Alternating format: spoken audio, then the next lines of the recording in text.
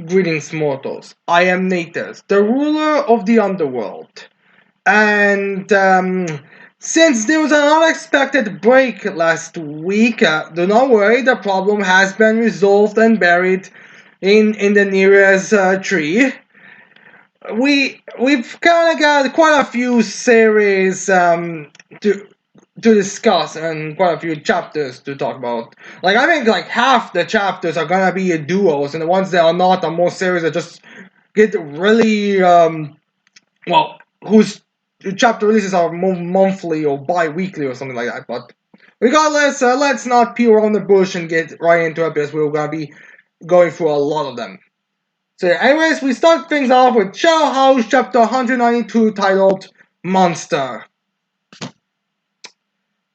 Okay, it's my fault for having Shadow House be on the top of the list of chapters I'm gonna be discussing. So the fault's on me, but like, why is Shadow House one of those series where as soon as you hear the title Monster, you just expect something horrific's gonna happen to children? Like, why? We are starting things up. Why are we starting for stuff up? Why are you giving away what's going to happen to the children in the chapter titles? For crying out loud! But regardless of that, let's get into this. So the chapter starts with the unification thing. Like, remember, Lou had her suit brainwashing erased last chapter by Ricky, while in this time she wants to decide to save Louise because she again is under the same kind of influence, and unlike her, Ricky's voice isn't ever gonna reach Louise. But unfortunately, Louis, the fanatic, explains to Louise because Louise is. I think Louise just telling this to Ricky, and either she forgot about Louis or she is not really paying attention to him like you shouldn't. She's saying out loud what she's planning on doing, breaking Lou out of it. But unfortunately for her, Lewis explains to her that the unification ritual, or the coffee that is given to them, is a lot more potent. It's the actual thing. Previously, it's like a small little fragment, but the ones that they took now are actually strong, meaning the effect of the coffee is gonna have a lot more of an effect on shadow, and now the shadow it's also there's a bit more explanation going a bit more into detail about the unification, but basically the way that coffee affects the shadow is that it kind of makes them now need to unify. Like it's no longer just like a oh yeah I'll have my doll's beautiful face. Now it's like I must have the doll's beautiful face. I mean, they're not aware of the death because that's consequences if they do not unify.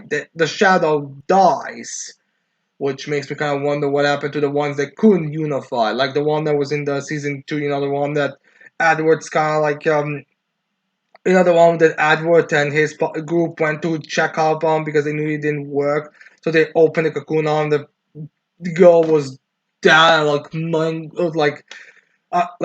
had some kind of horrific death. Mr. Gawa, what doesn't work there? I'm guessing it's just kind of like a ink. I'm guessing it's kind of like a thing with the organs inside. I'm guessing it's kind of like a suffocation thing, or maybe I don't know. I may need someone who's an expert on the corpse analysis to check on that to see what the heck's up. If the what would be the most realistic death behind her. Although I think they might have censored that in the anime, but I'm not interested. We'll see the clips. We'll check at some point. But yeah, it's not gonna. So yeah, Lou now has to unify with Louise if she wants Louise to die, which is basically a difficult decision. Where it's like either Louise dies and Lou is fine, or Lou dies but Louise now has the body. So it's kind of this decision. Lou being loyal to Louise, the brainwashing will not change that or not decide to rather die. She even apologizes to Ricky about the promise and everything that like she needs to save Mistress Louise. And while everyone's kind of despairing in that fact, especially Ricky, who definitely would pick Lou over Louise, It's just something that it's decided, which I'm not really surprised by since it's not like Lou and Louise hate each other. Although while Louise is in this like weirdly brainwashed state, she does actually still have some of her own thoughts, and we have her like reacting to all this. It's like one of those things where there's like a conscious in the back of your head, your real conscious still alive. As she like is like, wait, Louise is gonna die if I do not if she doesn't unify and give me her beautiful face. What's this? What's this about Ricky having a promise with Lou? I don't know anything about that. Like this kind of information really hurts Louise's pride because remember, while Louise is on the hero's side, she kind of has more of an ego amongst the characters. She's kind of more the under normal circumstances, she would be more the ideal adult, like the ideal adult, like the ones that the characters had like a view as a lot of potential in it. Like she's on the side of the heroes, but she kind of has her own like personal ego and all that. So she's not really happy about this. And doing this inner thoughts, she starts to like realize like a lot of her beliefs have been kind of wrong or not exactly in the right place. Like not even like a moral thing. It's more like I'm Louise. I'm royalty, but I'm not royalty really.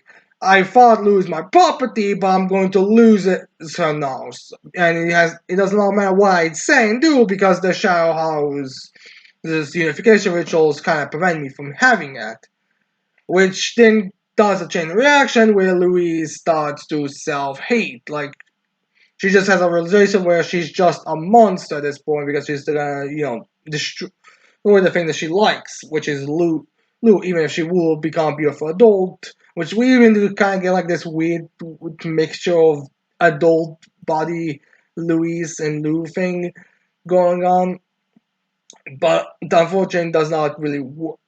But it does not work to the same manner, and Louise and Lou have like this weird kind of fusion with one another because of Louise's mental state going insane and all that messing up with.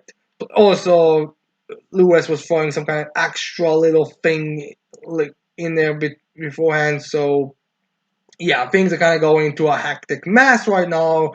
Honestly, the entire unification ritual is probably going. This is like probably the first time some stuff like this has ever happened.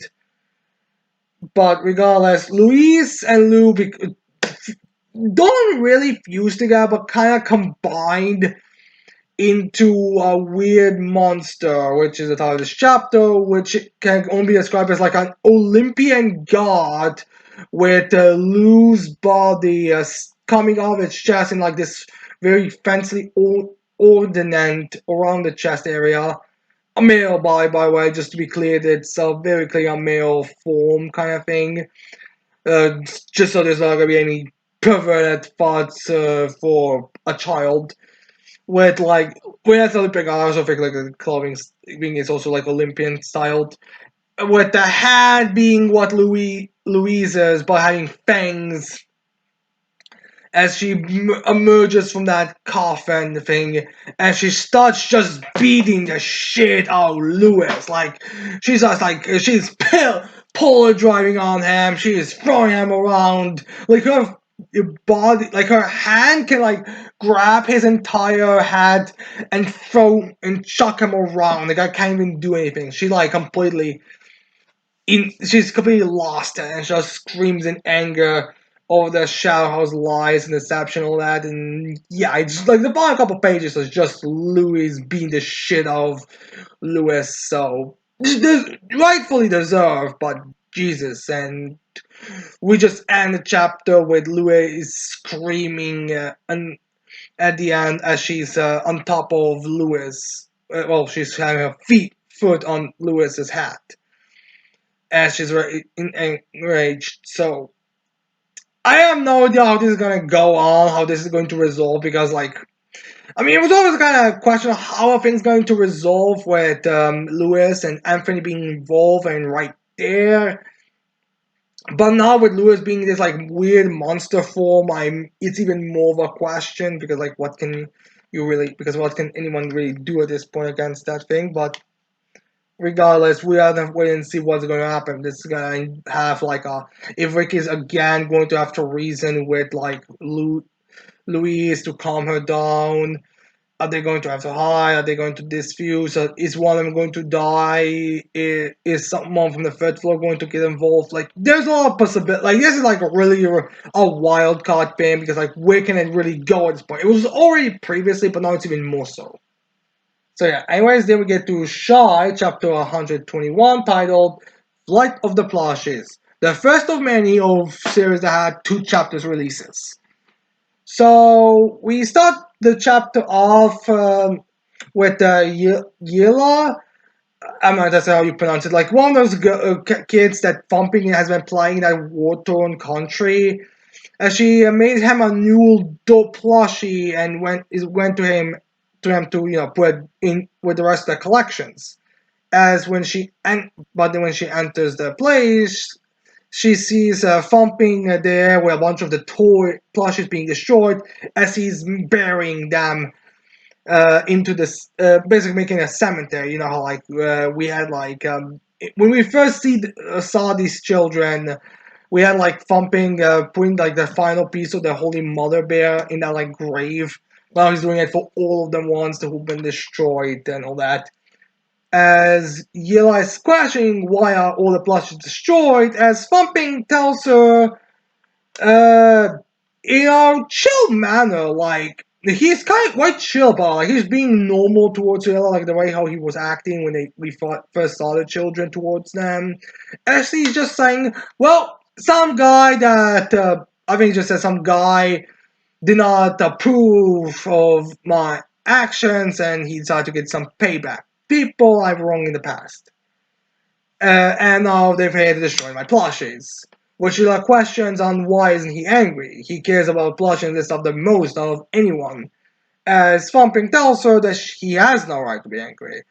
It's logical. I'm a monster, and these are plushies. We do not mix well, so obviously they would end up getting destroyed. It's honestly my fault they are being destroyed, which, I mean, he is kind of right on the whole kidnapping a president and CEO thing, but quite frankly, I find the fact that this president destroyed the plushies themselves is just more petty than anything else. But regardless, Thumping tells her that it's fine. Like it's logical. He should have seen this coming. This was clearly his mistake, his wrong. As Yula tries to like reason him, saying, "There's nothing wrong with you having plushies. You deserve them as much as anyone. You're not a monster." But Thumping's like, "Alright, this is gonna end the whole conflict. Like, we're just gonna solve everything. I'm gonna show this, and she's gonna left running, and it's gonna resolve." As Thumping shows her face, and we see that side of his face is like deformed. I don't know if it's like supposed to be taken as like a burn scar, or it's just supposed to be like a birth defect, or whatever it's supposed to be. Because like we see like a little baby Thumping during this conversation with Yulila, as he's explaining things to her, as we get him seeing like this, like it looks like when he was born, he was a naturally deformed child. I think later in the manga, I mean, in the manga we do get like in the Ross we do get like a full backstory for Thumping. Like that is one of the things where everything's kind of already shown. Just we don't have translations for it in English. But regardless, it seems like Thumping was deforming the entire body, but because of not showing it, probably because it would be too difficult to draw. Thumping is kind of just covered in darkness throughout this whole thing. Well, I'm guessing the idea is supposed like he's deformed completely from head to toe. Namely, his skin is like completely all over the place. So Yuela sees that, but and also realizes that those horns and tail aren't just fun attachments, fun gimmicks. They are actual part of his body. He actually does have dragon horns and a dragon tail. Those aren't, and even his feet, I think, are more dragon-like. I don't know. He has like this weird, like large gauntlets on his like large metal boots that look like resemble dragons. I'm not certain if that's supposed to be part of his body as well. It's well, I mean, how his legs actually look like. But I'm assuming they're supposed to still look like dragon legs. But Yella doesn't really have an issue with him. She likes the appearance, and that even shocks Pompey a bit because he thought that Yella would, run away, be like, oh, monster, or something like that, which is how he was treated all throughout his life. But she thinks that he's, not cool. I mean, you all have your because like she's a child. To a child, some children, especially the ones in Yuela's age, they would probably find Pumpkin's appearance more cool than horrific or deformed. Like having horns is cool, having a dragon tail is cool. Like the deformed half is a bad thing. Although it's like, well, it's not a good thing, but the whole hair covering one side's kind of cool thing. Like how like he looks cool basically, and that's something that Thumping didn't really understand. So you will is very happy about that. She also tells him that he deserves blush as much as anyone else does, which does kind of make Thumping happy. Previously, at the beginning, it was more like he was depressed, but it was like, it's fine. I understand why. It's understandable. It's kind of like you're being, I guess, let go and work. Like, like it sucks, but what can you do? You can just like accept at this point. You can just leave. It's not like it's gonna do anything. It's not like screaming or saying no. How dare you? It's not going to change anything. So Thumping just was kind of accepting it, but now Thumping is alright, happy a bit. And this also causes Uriela. He also doesn't. I think I don't know if Uriela is fully aware of the situation, but we get information like that implies that Uriela wasn't fully aware of anything of the Amarimaru. But it does seem like she was somewhat aware of things because although Thumping didn't state in this chapter that he's leaving, he just gonna bury the blushes and then leave this country because again, like there's no reason that he has his own country now. As when where Yula finished comforting Thumping, she has a request of him. And we don't hear that request, but because we cut away from the outsides, we see the Paddy president there as one of his agent men is being being like, all right, we've confirmed that that monster thumping is there, but we have seen a civilian there as well. As president's like, no one gives a shit if one peasant got killed in this. If anything, this could be used as a good showing of force. Anyways, that bastard humiliated me. We are blasting him off to Kingdom Come. Get out the bazookas. Well, his one bazooka because he's going to use this as a field test because he, I guess, found out who Thumping is and was planning on using this as like a field check. You see that monster that couldn't be defeated by the heroes? Well, but I blew him up with my bazooka. Buy my bazookas. Since the guy is like, despite him technically helping the country, he's also a warmonger. He sells weaponry for conflicts, and he's kind of the one that's benefiting. But unfortunately for him, uh, Thumping. I'm not sure if he sees that or just an unintentional like where things end up because while he are preparing to attack the little shack, you have spurting link going all Baba Yaga on our asses with the end of the ground around below the shack spurting lakes which are more like rock bear shaped lake with a they are normal like they kind of like spider like lakes only four of them with a rock with a big teddy bear on the bottom of the place rising from the ground as the president his hand it's his assistant or whatever shit and then he fires the rocket at that house but the bear just breathes on the rocket and sets him back to those two which ends up blasting them. But I don't think the two of that is just like one of those like comical. Oh, I'm in so much pain. Not certain if that is from the the weird magic or whatever that they are using in this universe from thumping and the teddy bear thing.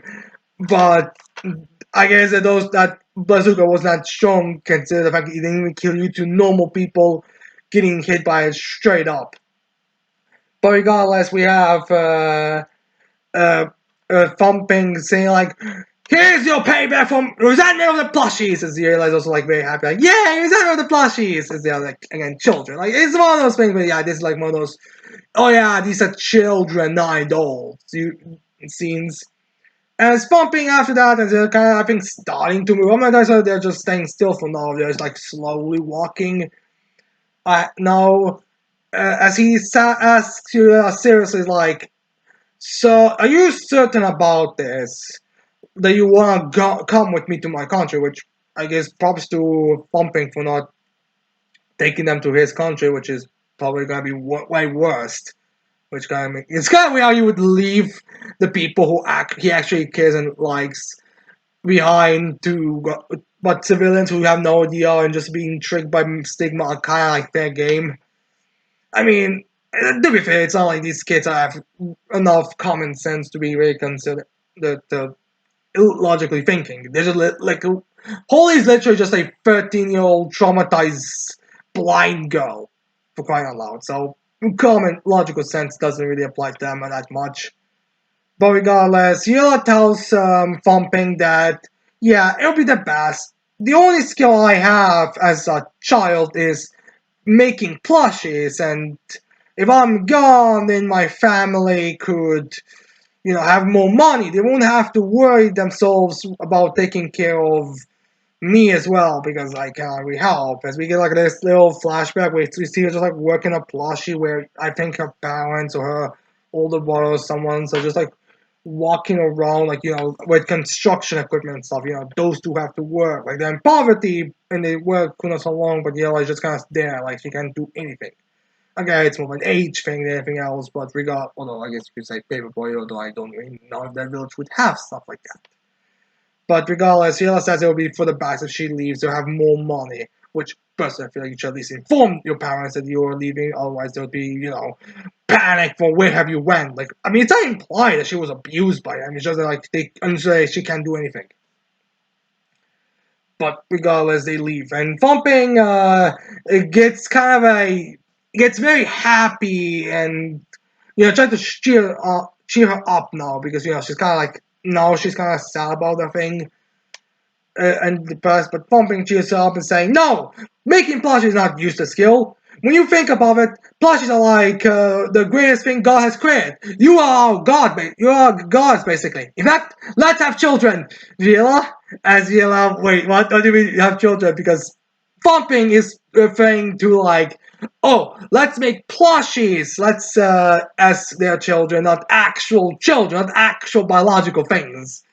He's referring to like because he wants to make actual plushes. He says that he cannot make plushes. All he can do is like this like weird rock scale manipulation thing that he has. As he makes makes her like a little tiara and puts it on top of her head. Be like, you'll be the let's go to my plushie kingdom. Where you'll be the queen, I'll be the king, where you'll make hundreds of plushies, and we can even take the other two guys with us, and they'll be the princess, and we'll be a happy kingdom. So yeah, we have Viola being happy and agree with this as we have the new king and queen of Flushing Kingdom going get their princess and going home. As you do. Alright, now with that over, we get to the other chapter, Shawn chapter 122 titled Bridge of Recollection. Yep, that is pretty on the nose. So we start this chapter off by we first start this chapter off with a bit of Lady Black's backstory as it's gonna kind of come full circle later with another chapter, but we're just gonna skip it right now as we have. Uh, so let's forget that chat page and let's focus on the progression story as we see the Lady Black among the Shining Six, the little kid, that one. I think the light colored hair kid are amongst the peeps have sort of gotten themselves amongst the civilians in the in that bridge that they are waiting for to be accepted into Amarimu's country. As they're kind of looking around and kind of going through, okay, so what's our option? What shall we kind of do? We're kind of in a position where we're supposed to be, especially like confirmation that there was like a little bit of a split on where everyone else is. Not much. Like I don't think we she's Shine and Varna's teams being anywhere. It's shown that like the other ones who were with them have went through a boat in a different manner of places to get into this country, but they say they can't really break into it because of the like shield that this country has. I guess this is the reason why the American team isn't going to be able to participate here, despite the fact that mostly because they are already sold their part of the story. So yeah, anyways, while they are waiting there, they see like a little toy clown walking around. They're like, pamphlets, pamphlets, pamphlets to your new country, to your new home. As they throw it around, as Lay Black or one of them is like, oh, convenient. As they grab it and they kind of check out the Neverland guide map as they kind of get look around it. And there's like a little joke about Lay Black seeing there's a hot spring and like, oh, this place is everything. And that, but one thing but something that I find kind of interesting, or not saying I know about it, like this map is very much like what a child's theme park would be, which makes sense for what it is. But the thing that kind of stick out to me is that all the Amarimaru, even the dat ones, or the finished ones who have already, been feel like Tsveta, Holy, and Hollow, all of them are still included because there is like a little ice palace to the side. We have like a little. I think one of the more closer ones is like it's not emptiness, which I think is what Hollow is supposed to represent, but there is like something like area that's supposed to represent Hollow. But then there's like also like I think in the Dream Train, which I think is the one that's supposed to be for Holy, because there's nothing else that really like fits this well. I mean, Holy and Sekire both represent the same thing, both being love. Like I think one is supposed to be endless love, or the other one unconditional love, or something on that side of things. So it makes sense that whole one of them will not have like a set place for themselves to be like. I'm guessing it's kind of like one of those. Like I'm not even certain if how they're supposed to go. If the two were supposed to have been together with the Holy just having like a dream train to be like a part of it, like a moving around thing. Totale's view is more like anything kind of deal. So it makes sense that she would have like ultimate transportation or something like that. But regardless, although I do have to mention that you know that Silk the water fish kid.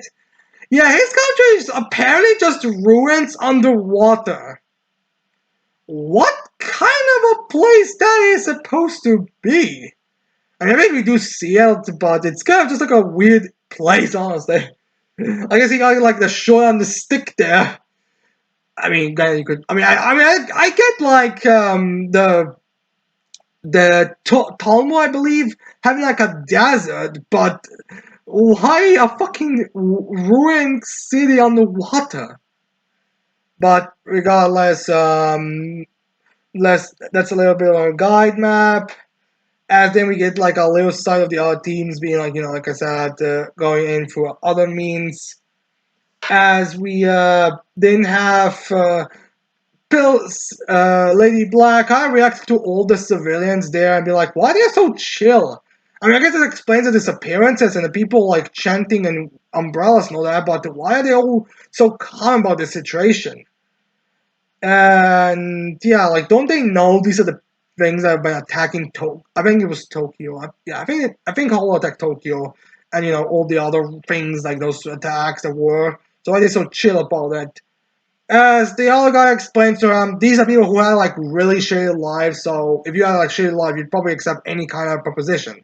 Like what they shown their part or how the rings are very horrific, but they're promising out creating a world where you will not have to be an adult and you will be able to have like endless fun. Of course, you would want to take that with you. And as they said that, we have Amarimaru showing up. I'm assuming that people like Spirit and the kids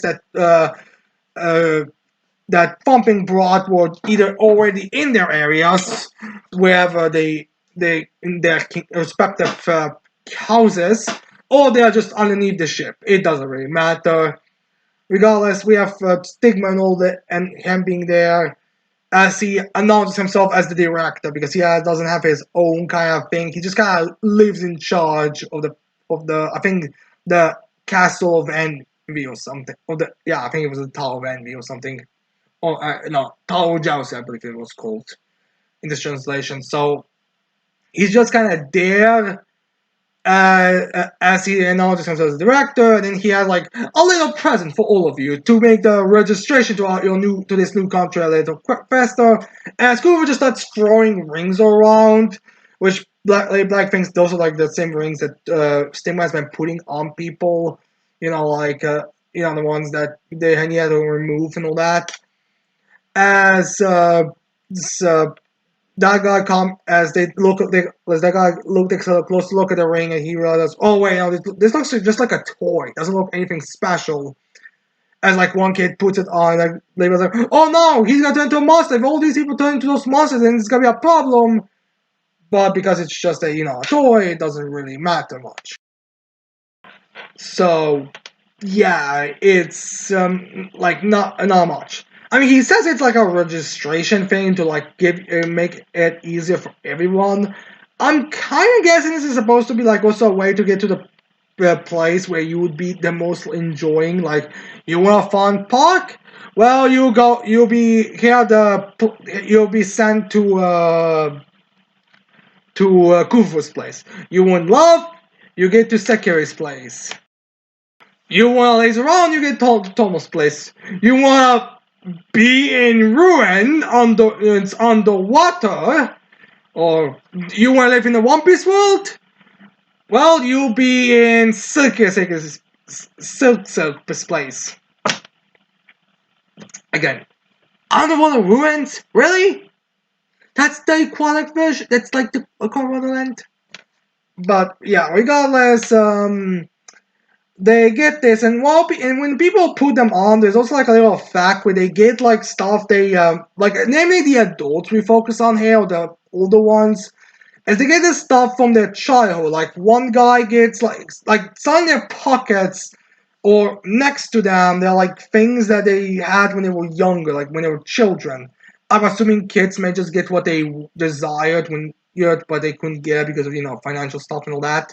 Because I don't think we see like, I think we do see like kids and their parents there as well. It's like, oh, and the entire kind of family went along with it, which is kind of weird of a perspective if you imagine all of them kind of de-aged into children. Like, suddenly, like, you have your mother who's a child and your parents are children, but you're yourself a child. I mean, I suppose it does make sense. Sekira does want everyone to do it, regardless of age. Again, not entirely certain how old that lady is supposed to be, that girl is supposed to be, but regardless.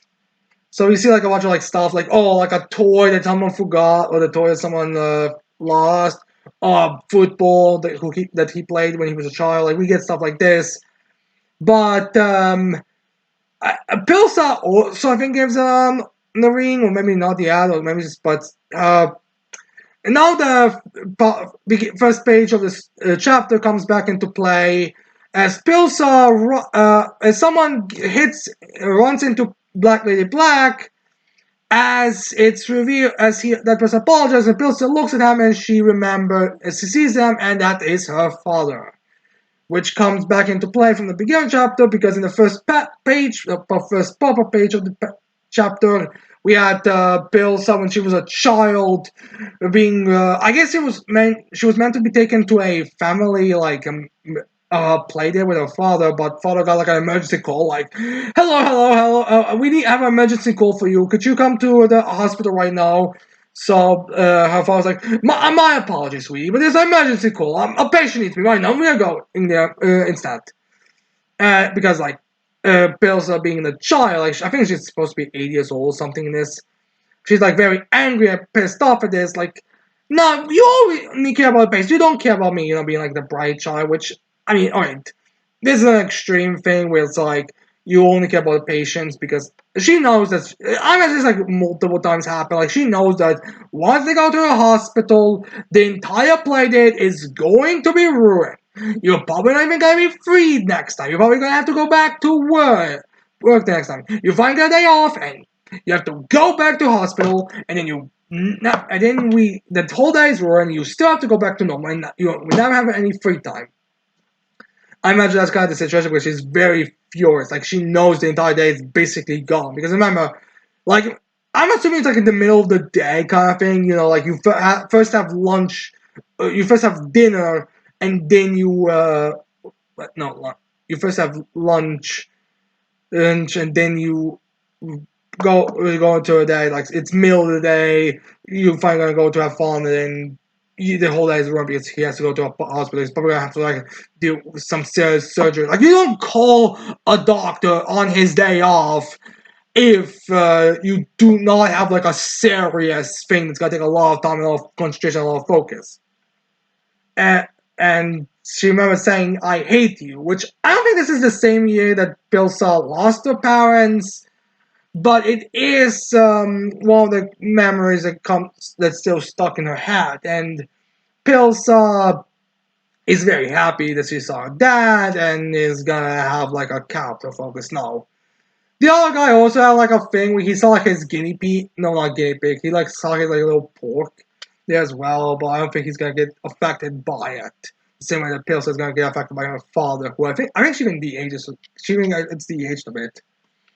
But yeah, anyways, after that we get to focus on Amarimaru a bit as we have like Kufufu as we have Kufufu and Kobara looking at the people as Kufu's like questioning like she asked for the last couple of chapters like, are people happy? As Obama tells her that it does not matter because once they come into my place, they'll be scared to hell. They'll be scared to death. Because it's revealed on the map that Obama's place is like a forest graveyard. It's like a forest graveyard kind of situation, or like it's probably a forest of field or something, but it's like just a graveyard, forest of graves. So yeah, it's a messy situation. Yeah, they are kind of having conflicting. Well, Goofus are kind of having conflicting feelings because she previously asked about their dreams and was kind of she liked them, but it was kind of like, I don't think this is really a good thing. And now she's like, for the people, like what we act, this country that's meant for the people, how will they be at least happy? And now she kind of questions if this places are really gonna be happy since again, underwater ruins, people. Stigma shows up, and he doesn't seem to be aware of Kufu's conflicting feelings about this because the way he talks about it, like it does not matter. Like he just names off random emotions in line like fun, rage, wrath, jealousy, envy, love. Anything one of those does not really matter because this is kind of a conflict. Like he doesn't really seem to care much about that. He's just kind of like we'll give them paradise in a sense because you can get whatever you want. So yeah, anyways, now that we've done with this depression, deep philosophical thoughts, we get into some slice of life and some more chill stuff as we have two chapters of Tis Time for Torture Princess to go through. First chapter 227 titled Torture 227 and this is Momo-chan's graduation day. It's been mentioned a few times that Momo's gonna have a graduation day. It's like the final day in her kindergarten class and all that. Like, now she's going to her first year in school and all that. And yeah, we get like a little sweet chapter with her hello. Like he's going there as he's going to participate in that as he sees how happy everyone is about leaving and going, and he's so the children, how cute they are. As then when they are waiting for their like ceremony, they're being called for that. We have Hello noticing how determined, how serious they are. Like again, it's like children. It's like a child. It's like a parent's perspective from all this. As he's like sitting, first they're all kind of happy about just being together, but now they're all like determined to go in. To a point that they're actually starting to kill the Hello. Like the cuteness and the serious and the pride that he's having on his children right now, not even including his daughter, he's just focused on the random classmates in her class, are actually starting to have a purify effect on him. Like he's actually like, oh, I am. ready to go. Rest my peace. As we have like the teacher, I'm not sure if this is a kindergarten teacher, if this is a teacher in the first grade or whatever. But we have that lady who's in charge of like dark magic to deal with to counter the purification. But do not worry, Your Highness. This I'll do this. And she quickly uses her magic to purify the Demon King. And she's like, "No worry, Your Highness. This happens every time." Every time, so we have dark mages on standby to make sure that no one dies from purification. But unfortunately for this dark sorceress, who seriously, the Hellhold's wife, you really should have informed them beforehand. The daughter Momocha didn't even show up yet. So when the Hellhold gets like, I can not even stand up. He's just like, alright, I'm fine, I'm fine. He sees Momo enter determined, and that's just so pure for her that she has to unmute like, stay with us, hello, God, just get your minute. I'm quickly using my dark magic to keep you alive. As then after the graduation, my mom meets up with her parents, and she sees that her father has shrunken. I think he has the age, just like shrunken, can all over his body because I think he does look a bit old. He looks about the same size as Mama was, but I don't think he looks exactly the same as he did when he was like de-aged. So here he's like just tiny. And Mama's like, Daddy, why are you so small? As mother tells her that, oh, that's because he got purified. You were so adorable that you literally purified him. Seriously, oh Lord, you're gonna die this way by a purification of the children's cuteness. So, yeah.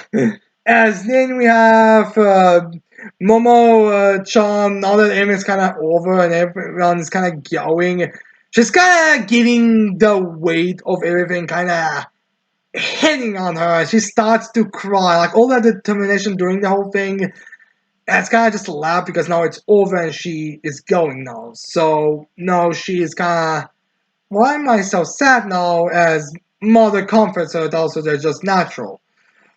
We had this whole event to go through. Now the event is over. Now it's just, there's no going back. You're essentially just going stuck, which is very relatable. Like the Hellot's family is like very adorable, but also a very relatable aspect of this. So it's always nice to have them, and whenever they have like these sweet moments like this, as the Hellot just kind of, happily staring at them having that moment. He doesn't force himself or anything. And he just understands it's something that it's best for the mother to do. That, and in fact, he looks like he's just image of his daughter. Anyways, now we move on to chapter 228, titled Torture 228, where we start this chapter and then like goofy because like kind of like you stop there with a bit of relatability from the last chapter to go to a bit more goofiness, as we have Axe and Princess having that like a Freaky Friday thing as they swap souls in their bodies. So Axe is now in Princess's body while Princess is in Axe's body. As they are going there, as Axe wants to completely run to Torture because at this point, well, if we inform our bodies of the body swap, they're gonna do anything to heal it because they really don't seem to do any kind of standard. But Princess immediately stops Axe back. Wait, we can use this. So we don't have Princess and Axe now informing Torture or anyone about this. Torture just thinks it's normal. It's a normal day. So Axe just because Princess, wait, if you are now in my body, I could resist Torture and we will not lose this time. So they don't reveal it yet. I mean, I guess that's one way to keep it, but whatever. It's gonna be working. But unfortunately for Axe and Princess Plan, her body is so. Torture gives the food, and she does find very weird how Princess is referring to Axe because Axe is referring to Princess as her highness, now Princess is referring to Axe as her highness. So it's kind of a weird thing, but she doesn't really catch on to it. But she just gives a normal way, like I think normal torture session with food, and I think she even gives like a stat special about food. I think she just gives us like a regular thing you can probably buy in the store or something. As Axe like, wait, I cannot refuse, I cannot resist. Damn it, Princess, your body is just so willing to submit and so craving food that it's actually working on me. as he's kind of like getting kind of proud of her. Amazing! I should have expected this from your princess of the Third Legion in the army of the Imperial Army. Your body is too strong for my will to resist it. Which is kind of a weird way to view it, but I feel like this boy even acts is kind of accepting of the insanity of this thing. Like he's not. I mean, he's still gonna be the straight man in this story, but now he's even more like accepting of what the heck is going on with the body, and he's kind of happy being bought, and he submits. As then they tell Torch about this, and Torch informs them, "Oh, everything's gonna be solved pretty soon," and yeah, we have your bodies back to normal pretty soon as they have back. So it's not gonna be a big thing. I do kind of want. I would honestly be surprised if they do actually have a point where they have these body swaps something like this with more characters. But regardless, what truly matters in this chapter is the fact that we finally get the return of the knight. You know, the guy who was I think supposed to be the commander of the First Legion, the guy who I honestly don't think he appeared since that chapter when he and the Hellhole became friends. Like, I might be forgetting a chapter because that chapter is like, I think in the first, I think below 100 chapter must have been like 200s, but like, I might be forgetting a chapter too. I mean, again, like, but I think it's like the first time we've seen him in a while. I guess maybe the anime jogged the writer's memory of the knight because, again, he like, barely appears. But yeah, regardless, that's the end of the chapter. And now we go from this time for Torture Princess to peak, like perfection, no debate. And that is of course 100 girlfriends who really, really, really, really, really love you. Chapter 109, 173 titled The Small Girl Hair Bun Overalls Combo Chapter.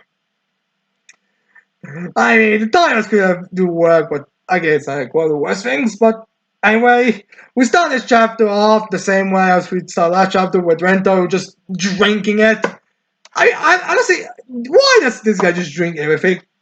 And also, where the hell does Kusuro keep these drugs that he's constantly getting them? Like, you'd think that Kusuro is doing this on purpose, but we find out that she's not. But regardless, Rento just drinks it, and they're like, oh no, he's dying. What is it this time? As they're kind of just like, yeah. Goes to his explanation, blah blah. He needs to think this is the perfect, blah blah. We need a place to do it. We can't do it as own plans because it will counteract. Everyone's kind of aware of it, so they're just like, "Oh my girlfriend squad, go!" And they'll go like, I think I don't know if it's dragon. They go just anime shonen, the fast movement thing when you split up, like you're like a group and you're like boom, like go to a bunch of different places. As we have all of them just doing that, and they go to into like honestly, I kind of feel like this place might just be something that the Hahari already owns because it's like a child center that they just rent out. So I feel like that's just something they own as we get like all the girlfriends in those outfits. Which the overalls and the design they're going for with this chapter. So yeah, which is why I have like the smallest squad. Like we have a few of them, but it's not a lot, which again makes sense. I mean, this one is like one of those more. I don't know if this is legal, if you know what I mean. But yeah. Anyways, while we have this chapter, we also have the goals before we have the fun things or the cutesy stuff.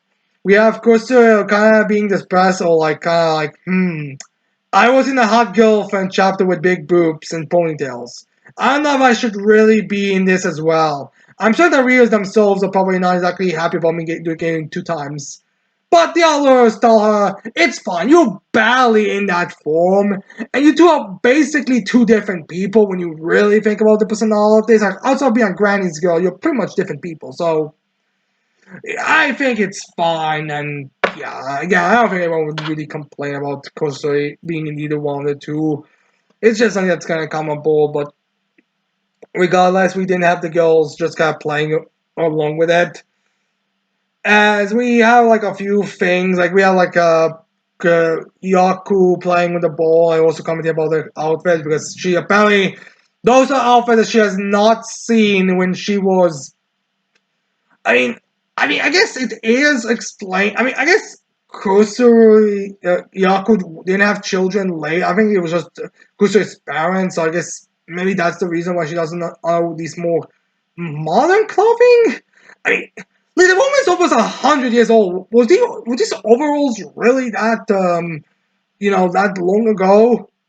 But regardless, we have the characters kind of interacting. Like you have Momoji kind of like squishing something cute. We have like Kusuri fighting a dragon. We even got like a weird thing. We also have like a weird thing with Suzuka and Yako where Suzuka reads a book, but I don't know if she does it is doing it on purpose or if she's reading it because of how Chinese to read it on love, but because of the phone, it just kind of comes out weird. But Yaku says, oh mama, Shizuku, do you have a hard time reading? Here, let Granny read it to you. You mean like the grandma. So she's reading a book to Shizuku. So, I mean, this is one of those things I do have to question what exactly are Yaku's interpretation of these girlfriends. Like, we know that she has poor eyesight because she literally is called Karane a big boob freak, which corresponds with go to an old and go into a glasses store and buy old people glasses. But here, so it's like Tama. Does Yaku think Suzuku's a child? Like, is she aware that she's 15? But regardless, in doing this, we also have Chio kind of getting embarrassed by playing with dolls. Like, oh, little dolly, you're my child. Which is funny because she's the only one because she and I think it was a Matsumoto, the only two are actually like the other two are the only two who actually deserve to act like children. These two are the only ones that actually in character make sense to act like this. So it's kind of funny how she's embarrassed about it despite, being logical. Also throughout this chapter, Sue is kind of is taking like the straight man role. It doesn't make me wonder if she's gonna be including the straight man kind of character cast because, like, it's one of those things where you kind of like all the characters. I feel like have at some point been a straight man, even if it's just like one comment. But it's kind of a thing where I kind of wonder if Sue's gonna be included in that category just because she's the only character from the girlfriend that makes sense to be a straight man.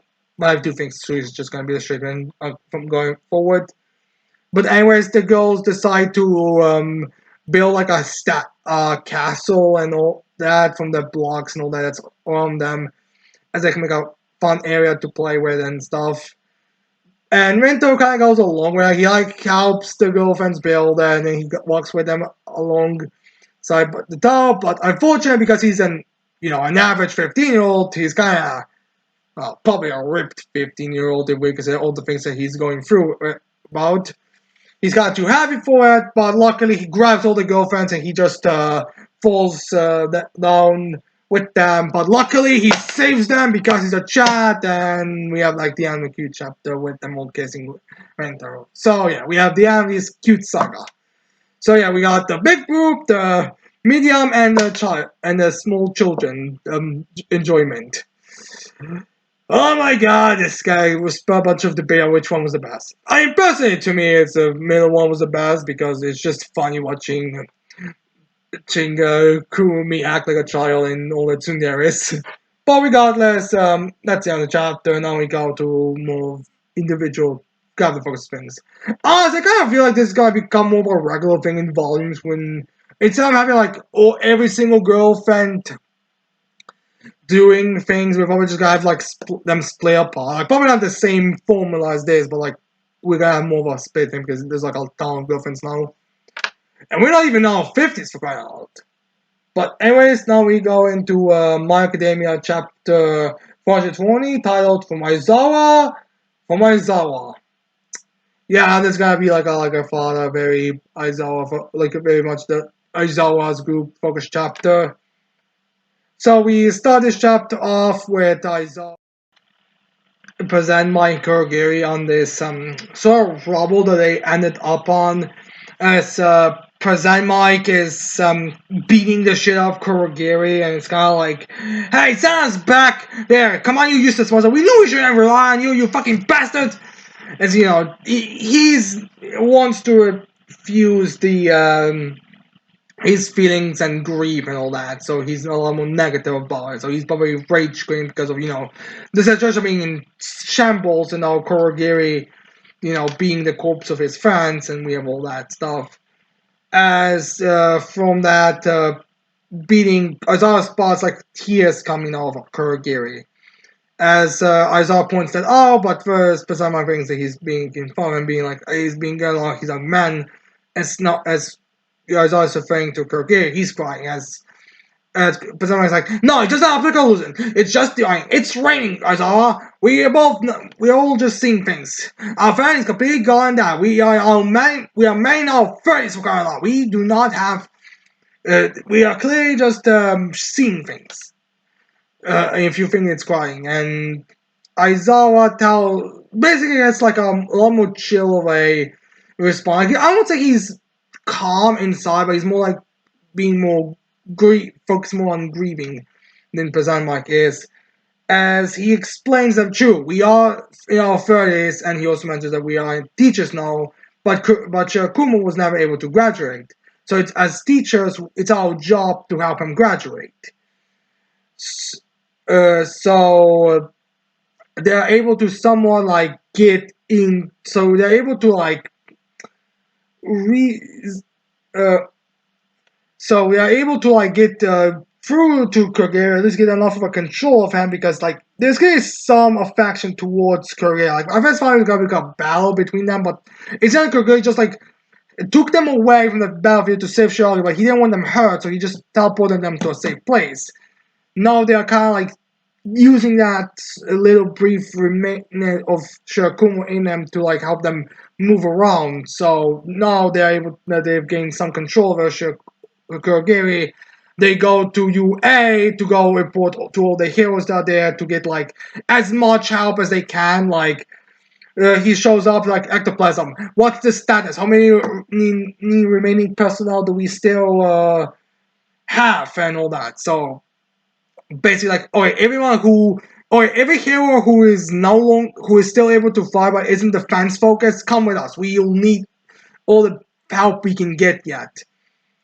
As we have like that farms, he got to the place, be like, hey, I'll go as well because like he's like again he's a former hero who maybe in time but in a former hero with Super Saiyan, another guy character who's like I think just supposed to be a reference to Shigoshi's previous work.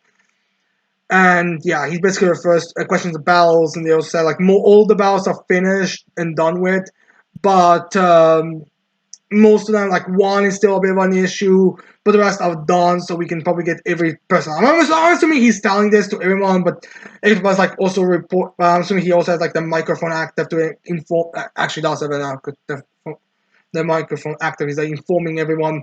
Oh, by the way, by the way, that Tsuruja, I think his name or something. Inform every single hero in those squads that we are taking them to where All For One Cherokee hybrid creature is at, so we can fight them because it's time we go full out. Like everything that's still left, we have to go.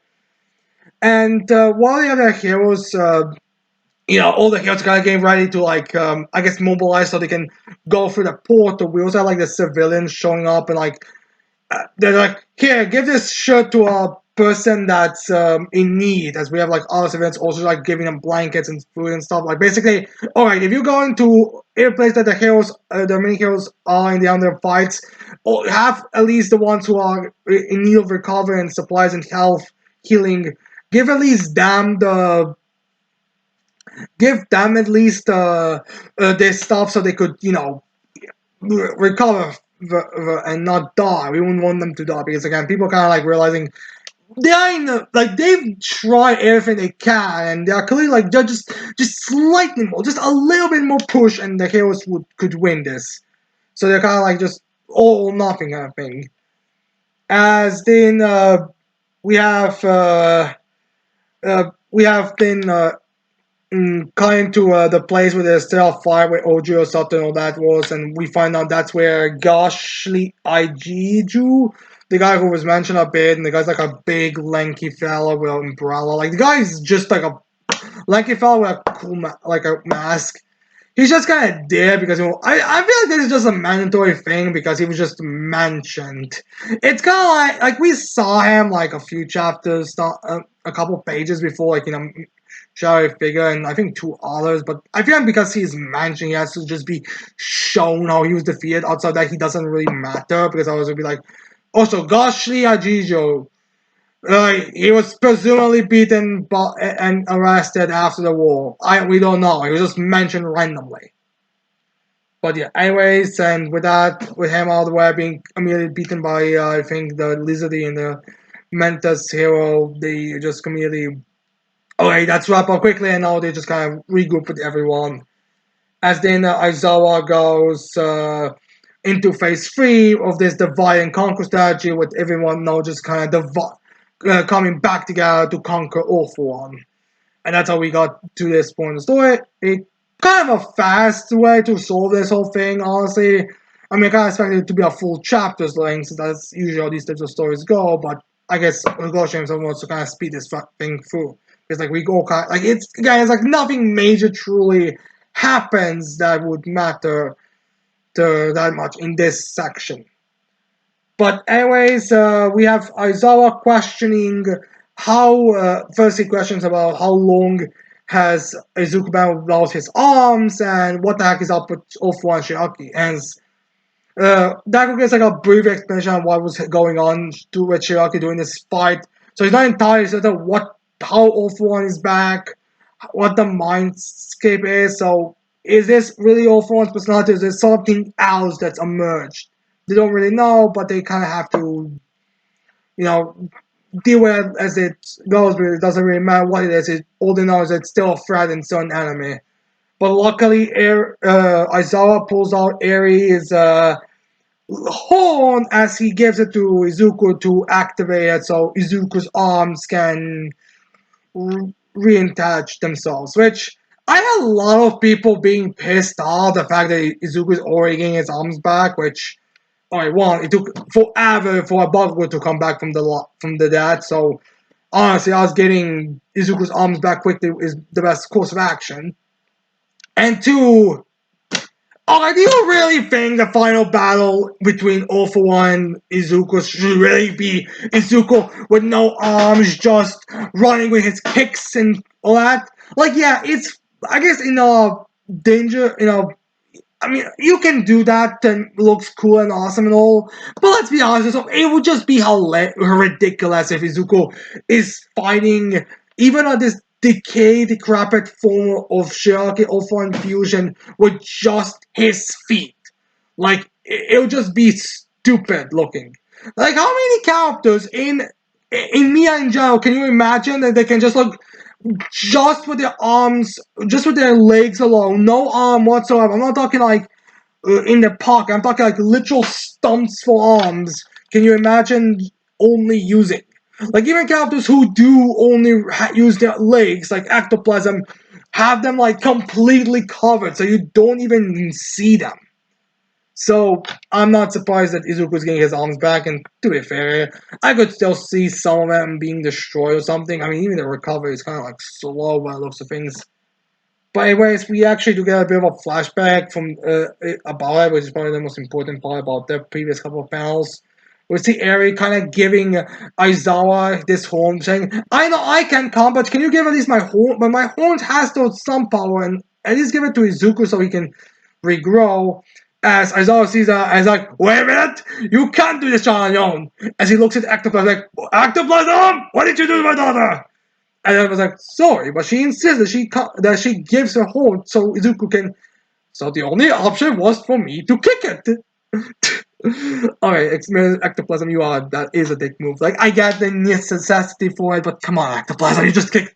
Oh my god, did everyone just ignore the fact that he kicked with steel legs? Well, actually, wait, does Ectoplasm have no legs or does he not have no arms? Whatever. Did everyone just ignore the part where Ectoplasm kicked a child in the head to break their horn? But regardless, it also says, Eri, without the horn, you probably damaged your quirk forever. Which considering the fact that the theory about the quirks in reality, I kind of question it would be as easy to damage or work in a few years, but whatever. He recognizes danger, but Aries like she's fine with it because she wants to be a singer. Which I do kind of like this idea that despite how much everyone was theorizing about, all of these kids that we see throughout this series, all of them are gonna be the next generation of heroes. If it's just revealed that Eri will be a singer instead, it would be kind of funny, especially if like she and Kyoka go on like a singing tour and she's kind of like the one who teaches Eri kind of thing. But regardless, less area doesn't care about the corn, doesn't care about anything, just cares about stopping All-For-One and helping Deku. And Deku gets his arms back, and we have all the heroes showing up. Basically, just a more tellable, more viewable panel for the characters that we got in the previous chapter. Basically, just like bring all the things, all the unnecessary things in this one chapter, so we can continue the fighting and all that for the next couple of chapters. Anyways, then we go to Four Knights of the Apocalypse, chapter 146, titled Love Melting Curses Like Ice. Alright, I knew love melts ice, but whatever.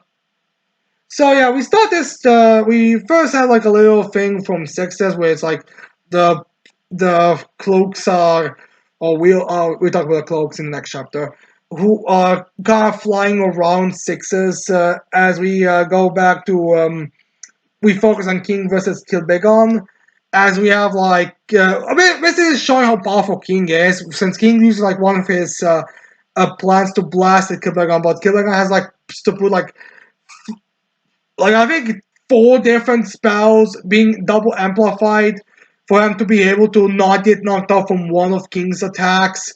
I think Kilbegon uses like some kind of defensive spell, a buffing spell, both doubled, and it still doesn't isn't as a factor. Like his cloak gets completely destroyed, he's burnt over, even his eye patches are destroyed. As King thinks, oh, you are so done for. Your magic is impressive, you could say, but it's nothing compared to the one sorceress that I know of, referring, of course, to Merlin, and we'll talk about the knight when the next chapter a bit, just wait for a bit about what. As King also gets giving another shit like, you really, not only did you break into my country, you used my son as your key, and now you're turning him into a monster to attack us. You are so fucking screwed, my lizard. You are getting far. You are done. As Kilbegon kind of goes into the curse that he used on Meltre, the one that is making him go crazy and all that. As he explained, that's the craving curse. And that curse cannot be dispelled by anything, except maybe the drug of yore is what is kind of being implied. Because this curse is like, it works as long as the person's has like the greatest, until the person's greatest desire is solved. Which Kilbegon tells King his greatest desire is to be the fairy or giant, but he cannot become either one of those two. So the drug of yours is the only option he has to cure his son. So yeah, so he explains this spell to him. And King's a bit like, I think a bit shocked, like, oh no, like that kind of like you eyeball gets eyes a bit opened. But regardless, we cut away from this fight because now we focus on Diane versus Meltre, or more Meltre's demonic abomination form are striking at Diane as she's taking all the hits without her defense up, as her children are screaming, Mom, defend yourself from Meltre, beat the shit out of Meltre, we all know you can do it. But Diane, because she's known of the situation, knows this is like one of those more complicated family issues. She realizes that being the shell melter is not really gonna do much. Like, it does not matter if I punch him to the ground if this demonic form is just gonna strike at me. As Melter has like the same thing as he's been saying in the last couple of chapters, but his despair about the family and all that. As Diane keeps taking the attacks as we have uh, the giant daughters coming there with Gideon because they've run off to get the Gideon a little bit earlier when we cut back at the big start of the coming to the versus Meltre thing. And I can't use this to beat the shit out of Meltre, but Diane is doesn't use it. She is more, focused on her son. She then because she realizes that this isn't gonna help. Like fighting is not gonna solve this situation. The situation can only be solved by other means, either by some kind of curse dispel, or she doesn't know about claiming curse, but she knows that fighting is gonna be essentially just beating the shit out of my son for being angry. The fact that we lied to him for his entire life. So yeah. Then the end kind of explains to Meltre the full story. We get the reveal. Well, I wasn't a reveal, but more the explanation on King and Diane's mindset about this thing. As we find out that King and as we have Diane King. Well, Diane explained to Meltre that when they were first, yes, it's true. Our first son was taken from us by changelings when he was born. That did indeed happen. All those rumors, all that is 100% true. We had you, and we had that one. We searched for we searched for our child, and we searched for your actual parents, your biological parents. We just didn't find them. Which now makes me kind of question if they didn't find them because they didn't have the fairy. Which is not wrong. Where were they exactly? I mean, the Nauseous was abandoned in like a forest somewhere. So, I mean, despite the fact that I'm already not convinced that giving me a bad impression of Melch's parents. And I gotta question where were they exactly because I imagine. I mean, it could have been that close to him because the way that Talca, whatever he was in the changing in the beginning of the thing, or where he kidnapped a child first. Like that guy seemed to have just been the first village away from the fairy realms. I'm assuming it wasn't in that village that those two were in, because again, they were searching for it. And I wouldn't be surprised if they also asked Meliodas for help. Wait, did anyone had their son swapped with a fairy? Was there any changelings going on? Because my friends got informed, my fairy friends got my fairy and giant friends got informed that their child was taken. Does anyone know? Did anyone lose a child? So I do kind of feel like it must have been something else. Maybe Meltre's parents were like travelers or something like a thing or like bandits or something. Because that would also kind of explain why they were just throwing a random fort nonsense in a random forest of all things. I mean, again, like I don't know exactly how we're going with this because, like, again, I could totally see this being like a thing where we do eventually get to meet Melch's parents, but I don't know if they would really like. It's kind of almost 50-50 thing, but I don't think we're supposed to think too much about it. But regardless, Diane couldn't find her child. Diane King couldn't find their child, but they had Meltre. And unlike Meltre's parents, they actually took care of little Meltre. Like they actually, I mean, the baby needs milk. I should feed him. He's clearly a baby. I need to take care of him. I can just throw him away. So, yeah, they're taking care of him. And during the time and not finding Nazians, they grew warm towards Meltre because again they're loving and nice people. They know that there's nothing they can do. This baby is just a baby, so they accept the child. They're like, I guess we can only help. We can't find our first child. I guess we can only hope that he's living a happy life with people that will take care of him, which he does eventually get that. I guess the only thing we can do now is take care of this child as our replacement because if we ever meet him, it'll be great, but we can't. So we find out that King actually, revelation I feel like we could have got. Something I don't think I've seen people discuss is the fact that maybe they already tried the drug of yore. Because we find out that King actually did give Meltre a little bit after the changing thing the drug of yore because it kind of does to like solve the issue. Like they know the danger that's gonna come from him being there. They know one of our sons cannot live in the fairy realm because of the way the fairy realm works. We need to fix it immediately. So they were like, all right, like the drug of yours should work. I mean, we have the pills that can fix it for normal people, so clearly this should work on Melcher as well. But unfortunately, despite all the logical descriptions saying no, drug of yours will not matter because this is a problem with the environment, not the problem with something superficial, we are we have it not working. So Meltre takes the drug of yours, but it's not functional. So Meltre's rage and all the wrath and all that, like, oh, giving it to none, it's kind of pointless because they already did. It's just, it was pointless. When we see a bit of a reaction by the kids, like, we see all of them, like, wait, you already gave them the drug? Like, it's a minor thing. Like, we just see their pals, like, they're not even like, what? It's more like, oh, you already gave the drug, it's just did not work. Which makes sense. And this revelation, as well as Deanne talking about, you see, the thing is, we just loved you. We want you to be our son. Like, yes, at first we wanted to get our own son back and return you to the parents, but now we love and take care of you as Deanne kind of hugs Meltre as she's comforting him, and we find out that while Meltre in the top of his mind actually was screaming about wanting to be a fairy or giant, it's not exactly what he truly desired, because we see that after Diane gave the speech and hug and all that, we see Meltre is starting to grow back. He's becoming small. He's becoming normal Meltre again. Because what Meltre truly desired was just to be a part of the family. Like, he doesn't care if the actual sibling comes back.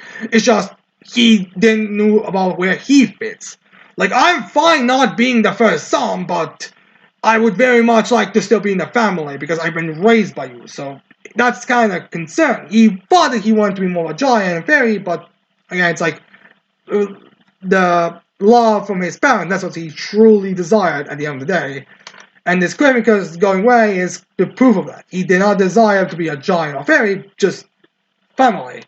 Which, interesting enough, we don't actually have Nazian's reaction to this. Even though it's stated that they are his parents. Like, this is his family. Like, I don't think the end strap says, Nazian is my son, but he's not going to replace you. I just hope he'll be in the family. Maybe he's, like, I don't know, I'm assuming this is gonna be like one of those after the fighting is done, where Nazian asks about, maybe there's a more direct thing. So I'm kind of curious on how Nazian is going to react to it. Exactly, because in this chapter and next chapter, we don't actually get Nazian's thoughts on this. I could totally see a thing, because again, I don't think there is a conflict. Like, I guess it explains some, because, again, like, it's kind of like a weird thing when no one really, like, this family, there's not real dysfunction for these people in terms of, like, going against, family. Again, Meltre was just concerned about, is he gonna be kicked out now that the actual son is back? The Nazians had no idea what the heck was going on. Well, the king had no idea how to break it to everyone about the family situation. But regardless, I think it's just gonna be a big happy family because, again, like, it's nothing really that's gonna, like, there's no real conflict that needs to, like, I don't think, again, the family, I think it's just like one of those, okay, give everything on the table and the family will be happy together kind of thing, which is like kind of breaking things down. But yeah, anyways, with that said, we get to the next chapter, chapter 147 for the Four Knights, and that chapter is titled The Difference in Power. Ooh, there's a power scaling chapter, and I am so excited for it. So we start this chapter off with the Diane's group, basically. Well, I guess the Diane's family thing. As we see that Meltre is still under the effect of the sickness. Like, remember, his pills and all that were dispersed by Nazians because Nazians was under the impression that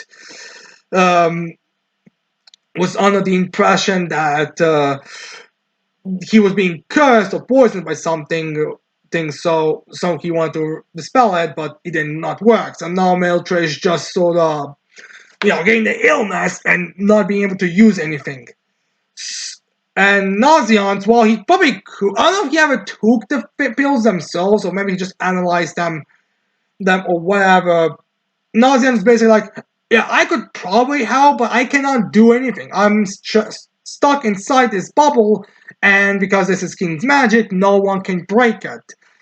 I mean, I feel like, I mean, Yang could try to break it, but it would probably not be the best course of action. So the Yang is just like, oh, here's what we're gonna do. Military, Nauseans, and why am I forgetting her? And the seventh daughter. You three stay here.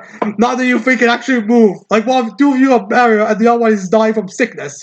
You guys just stay there. I don't think Mildred's gonna die because of being too late. I think Mildred's gonna be like forceful and just edgy for to be edgy. But it's like I'll go get King so he can dispel it, so you guys will be able to like heal Mildred so he doesn't have sickness now. Now that we can finally be a happy family. As she tells the other siblings to go to go help Sixes. That he went to protect Drug of Yore, but that is a problem because she's a mother. She's worried. So the other kids are like, yeah, we'll go now to Sixes because they do not think it's necessary because while they are running towards Sixes, like all of them, even the sixth one, they're like, Jesus, mom is such a worrywart. Why? I mean, Sixes is like the next in line to be the king, as they're like, because like this is supposed to be some hype for Sixes power level. Like, we kind of could have assumed the Sixes was already extremely powerful with him being the second oldest, how much of a resemblance there is to King, the way how he generally fights, and even King's thoughts on Sixes' power level. Like, we could tell that he's very high in power level, but this is like confirmation, like he is the strongest. Which again just says like there's no issue with like the hierarchy, like Melcher does. I know Melcher cares about Six become the fairy king. He is indeed the next in line to be the fairy king. So yeah, uh, we have them split up. So now we have like Sixes going back to the fights. We have Sexes like destroying ones. Like, well, I was expecting a bit more, like kind of trolling those cloaks of Chaos Sorceress, as in like three cloaks combined. He's like, oh wow, this is a bit better, but you really should have done this at the beginning. Like, this your weird fusion thing into one to hit harder because there's so few of you left. Like, I mean, there was a large group of them, but it was like, I think 20 or something, but now it's like, Six has already destroyed a few of them. I think the fight, even, when we cut to the fight, we even had like Six, like, the destroying three, I believe. But one little problem with Sixes is that as he says there should be done with it earlier, is there's a bunch of cloaks that appear behind him. I was like, wait, where is this guy show up? I mean, I know there's a large group of you, but there's way too many to show up randomly. I'm assuming there's some kind of spatial magic or something like that that kept them hidden until it was necessary. As then all of these cloaks, I might are even the ones who destroy, but as all of these cloaks combine into one, as we have this knight, this knight who's one of the four evils named Dana White Knight, which, alright, in a foreign mythology, I believe Lancelot is the one referred to as the White Knight, which is, I think, the reason why a lot of people will think it was more likely to have been the Blue Knight, because, it will kind of fit the color scheme, as well as, like, there is also a Blue Knight, who I think is more fitting of, like, Ironside, Red, Pagod, Black, and Bill Chope, the green, so they thought it was funny, like, whatever the P name is, and Blue, which might be akin to him not being the first one to die kind of thing. But regardless, however you view it, Warlander is here, and he's kind of showing off now. Because while Sixes was having an easy time dealing against those cloaks, even Fuse, he thought it was like bullying the weak. Volon is a whole different breed of power. Like, the guy is just shows up in his full state and uses like perfect cube on Sixes to trap him inside. Then uses like the four elements, and then I think infuses the four element spell with like a increase by ricochet spell, and that just is all over the place with six in that perfect cube, until it like goes to such extent of power that it just blasts Sixes out of that cubing outside because that's how powerful he was. There's a bit of a discussion about how powerful this spell works. Is like, was Six is the one who broke out of it? Because why would Vorderland want to break off his own perfect cube?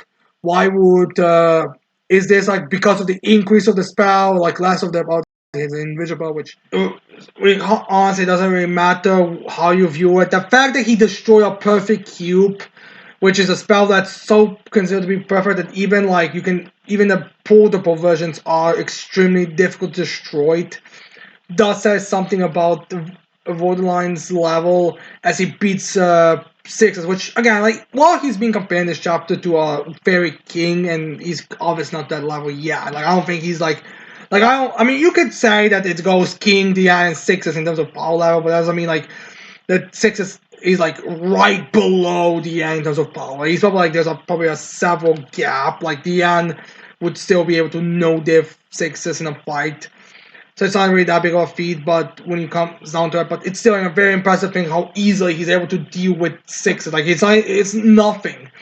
He like fused into his main form, beat Sixes with beat Sixes down in free spell. They just uses like another summoning spell to make a spear to stab Sixes, as he kind of throws back that comment from Sixes earlier about I also hate bullying the weak. Since Sixes are too weak. Which has spurred a bit of a discussion about the power levels of the four evils, which I would just like to remind everyone about the power level. The reason why Bond is able to beat the shit out of Ironside at 10% of his power is like one, Bond is one of the strongest characters in the story. Like regardless of how you rank characters, he is guaranteed to be in the top 10, borderline top 5. It does not matter, so Ironside being beaten by Ham makes perfect sense. Right, makes perfect sense. Second, Ironside is someone who we are already familiar with, someone who we've already seen a lot of times, someone who we really would like to see getting beaten up. Well, Tripe and Voraldane are like these are like their introductions. Like this is the first time we see them. Obviously, they're gonna have to need to some good feats to make them appear more of a friend, more bigger players. Like, it would be kind of weird if Beltrepper showed up and Golfer was running circles around him. It would be weird if Waterlane showed up in his full form and Sixes would be running circles around him. Someone who's not even like as powerful for as the Fairy King. Like, yeah. Say might be a candidate in the most solid to be the Fairy King, but that doesn't mean that he is right now as powerful as a Fairy King. So, Waterlane, no different camp is not surprising. Although it is a bit of a question about how will the fights go, will King and Diane fight Ham and beat Ham, or something else? This is a bit of a fairy that maybe Waterlane is Merlin because the cloaks that those appear resemble the cloak that appeared when Merlin was first shown with King Arthur. And like, there's a bit of a discussion about that, but I could see Woodland just being something completely different. Like, I mean, we all kind of thought Merlin. Like, it's weird because we have no idea where Merlin is, kind of deal. So, is Woodland Merlin or not? I don't know. It seems to imply that Merlin isn't there, and I feel like Arthur would question if Voldane is oddly the insanely powerful sorcerer just randomly shown up. Like what? Like, you are almost as powerful. You are You are somewhat relevant around Merlin's level in terms of spellcasting. You don't have nothing special at all. So I think Wardale is probably. I could see Wardale being Merlin, but I'm not exactly gonna be saying he is until a bit later. But regardless, we've done with the 4 Knights. Now we move on to the Eden Zero duel. Chapter 284 titled Xenoflare. So we start this chapter off with the time Chronophage Priestess first going up against Shiki. It's like a very basic kind of confrontation, nothing special, as we also have like Shiki wonder, I don't know who you are, what you're talking about, like give back your time or whatever. Yeah, because there's very clearly not very the striking resemblance to Rebecca. but because he first wants her to, he's doing his fight. He first wants to reason with her to bring to DH mother and all that, so she'll be Earth again, so she doesn't disappear. But we cut away from that immediately to then cut a bit to the fight between Eden's 1 Eden 0, as we have them like counter attacking, but we see that Eden's 1 and Eden 0 actually have the same weapons, so it's kind of like a equal fight. Like there isn't very much of a things they can do in Australia combat, although I feel like which could have probably at least like blocked some of the hits so they could be a bit more suicidal with the strikes, but whatever. Anyway, during this fight, Eden Swan links with the Void as we cut back to the Ziggy versus Void match. We have like the fight going a bit more the same as we have Void saying again. One, as long as I have my as we have like it does not matter. Like I can, it doesn't matter how much you damage me. I can reverse it with my time ether. You cannot beat me. We're equals in gravity, but time makes me stronger, which is going to go into the fight with going to play out later at the end of the chapter. And Ziggy, who's kind of like, how could I raise someone like you? How could I make you like? How could I make you someone like you hate humanity so much? And Void is like, you didn't make me. I don't remember being raised by you. All I know is that I am made of logic. I was made of reasoning, and all that classical techno jumble. But that makes Ziggy realize that if you're not that, if I had like no influence or nothing, that's the reason why you turn out this way. Then I guess I can start over, do it better this time. As he uses the name of the chapter technique, the Xenoflare attack, as he sounds like blades that go around and go towards Void to slice him. As Void kind of dodges them a bit, but doing the strike, he one of those hits does get a hit on Void, and we find out that Ziggy was actually aiming at Void's legs, which means that he cuts him off. So now Void does not have. Void does no longer have the time ether, so now because time ether was in his legs this whole time, so now Ziggy's able to kind of get more of a throughout damage and actual like strikes at him. So yeah, that's about it for the chapter because it's against like a very short, like kind of all over the place, a bit over there of a fight thing, but nothing insane. So yeah, anyways, then we get to chapter 285, 0 versus 1, referring to Eden 0 versus Eden's 1. As we have Void and 1 kind of like doing like a somewhat of a power, but not really. Like, Void doesn't get an like a ether, doesn't have like a, what's it called, like an ether outfit or a dark side dress or something like that. He just again, from that link they had in the previous chapter, as we have like one also something like a bunch of spaceships that were meant to like be used to destroy humanity and all that. Probably to like have that whole like device, the one that's supposed to be creating dragons to come into play now, because it was mentioned that they had it, but it never really came into play.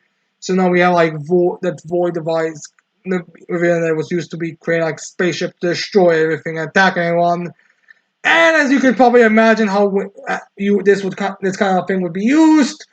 We have the side characters, the characters like Draka and the Oceans and those Orcocracius Galactica guys who did absolutely nothing. We have those guys finally, when everything's basically done, showing up to destroy these ships, which I get it, it's the main character that are gonna be the ones who are gonna solve all of these things, but these guys literally didn't even show up at all the enemies and stuff like, I guess 2.5 really were already dealt with. Like, they literally just show up just for the sake of showing up. Like, oh, like, someone just hit Mashima on the back and was like, hey, Mashima, you do remember there are, like, other characters that we had? Like, the characters who, before we went here, you were saying they're going to participate in helping taking down Eden's 1 that? Where are they now? And Master was like, yeah, oh yeah, they're here. They'll blast these ships off. Like just something to destroy it. So the Eden Zero could destroy the main ship with its cannon because they couldn't really do because otherwise it would not matter because they have like all our ships. Like they could strike the main camp, but they would just destroy all our ships. So Eden Zero could then get Eden 12 could then hit them. As we then just have what the ships being destroyed and all that, just have the ending to their fight is we have Ziggy and the main can Eden Swan getting ready to blast, and they both strike at their opponents. We have Eden's Zero just blasting and destroying Eden Swan, what an underwhelming antagonist in destroy. Which I'm not trying to say what the heck how I'm even supposed to view this AI. And then we have Ziggy destroying Void, and he's kind of like getting disintegrated in the blasts. And Ziggy says something like, "We're going back to the Void to zero." So I'm not certain this is supposed to mean that Ziggy and Void are kind of like both disappear at the time, and they'll eventually be the next two with the Ziggy in the right timeline and Rebecca's actual child being born. It's just, it's just kind of underwhelming. I mean, like, all of these fights are really underwhelming. There's, like, nothing special, nothing unique. Even, like, a cool moment. I can't really say they hit as much because it's, like, nothing. Like, Void is a really nothing of an antagonist, which kind of makes sense with the name. Ian's one is also a very nothing of antagonist. It's, like, just ending it just so we can already end it. And now we have, like, this weird person that only showed up, like, now. It's, like... I mean, I'm assuming there's probably some hints to it, but it's like, what is the presence? I'm also guessing this means that Eden Zero is gonna end in like the next month or so because I don't know what else could there really be done. I mean, everyone's kind of already done what they have to, if you get my drift. So yeah, it's kind of over. Kind of underwhelming game to Eden Zero, honestly. Like the fact it's like one of the final chapters and the defeats one of like the biggest villains in it. But what can you do, I suppose?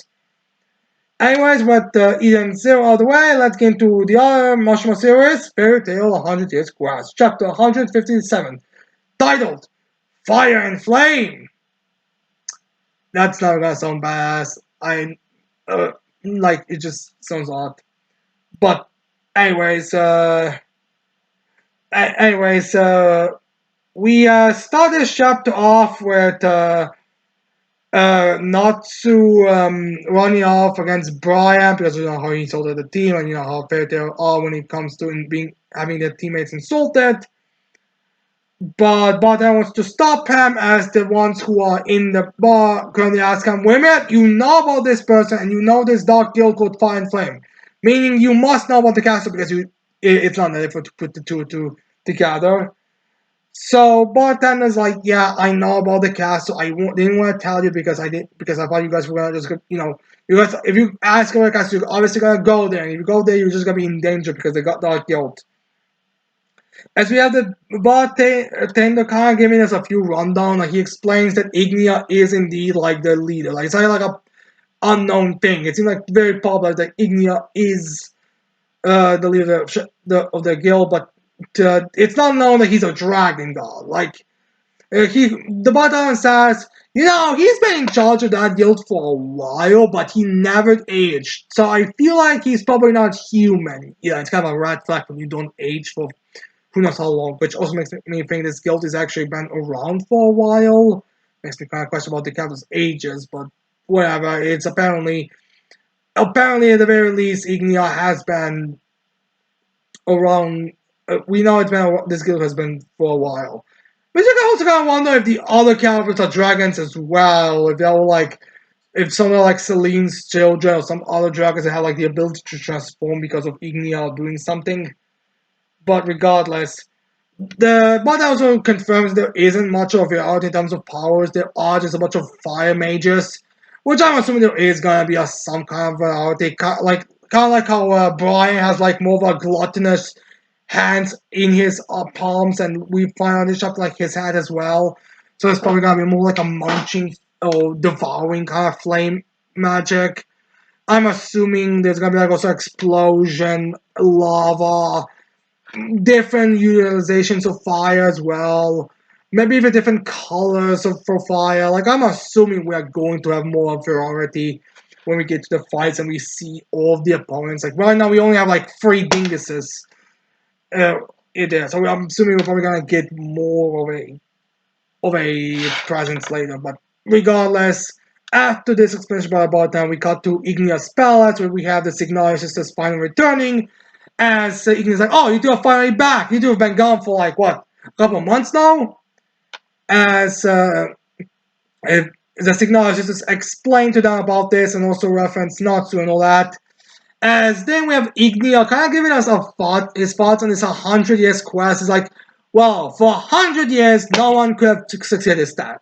But now Natsu and his friends are just going after one of us and dealing with us one after another. And he mentions how Dogumon and Venus, confirming once again, I feel like the Venus is done with an Elder One, all that, and Selena, Mario, Topa are now on the human side fully. So it's like, I'm basically the last one. And he doesn't really like, oh shit, but he's more like, alright, come to me, Natsu, my brother, we'll deal with it. If anyone meets Natsu, bring him to me. So Inya kind of wants to bring Natsu there because he's collecting fire mages. There's a purpose behind collecting fire mages. We find out his purpose is actually also to connect to the labyrinth.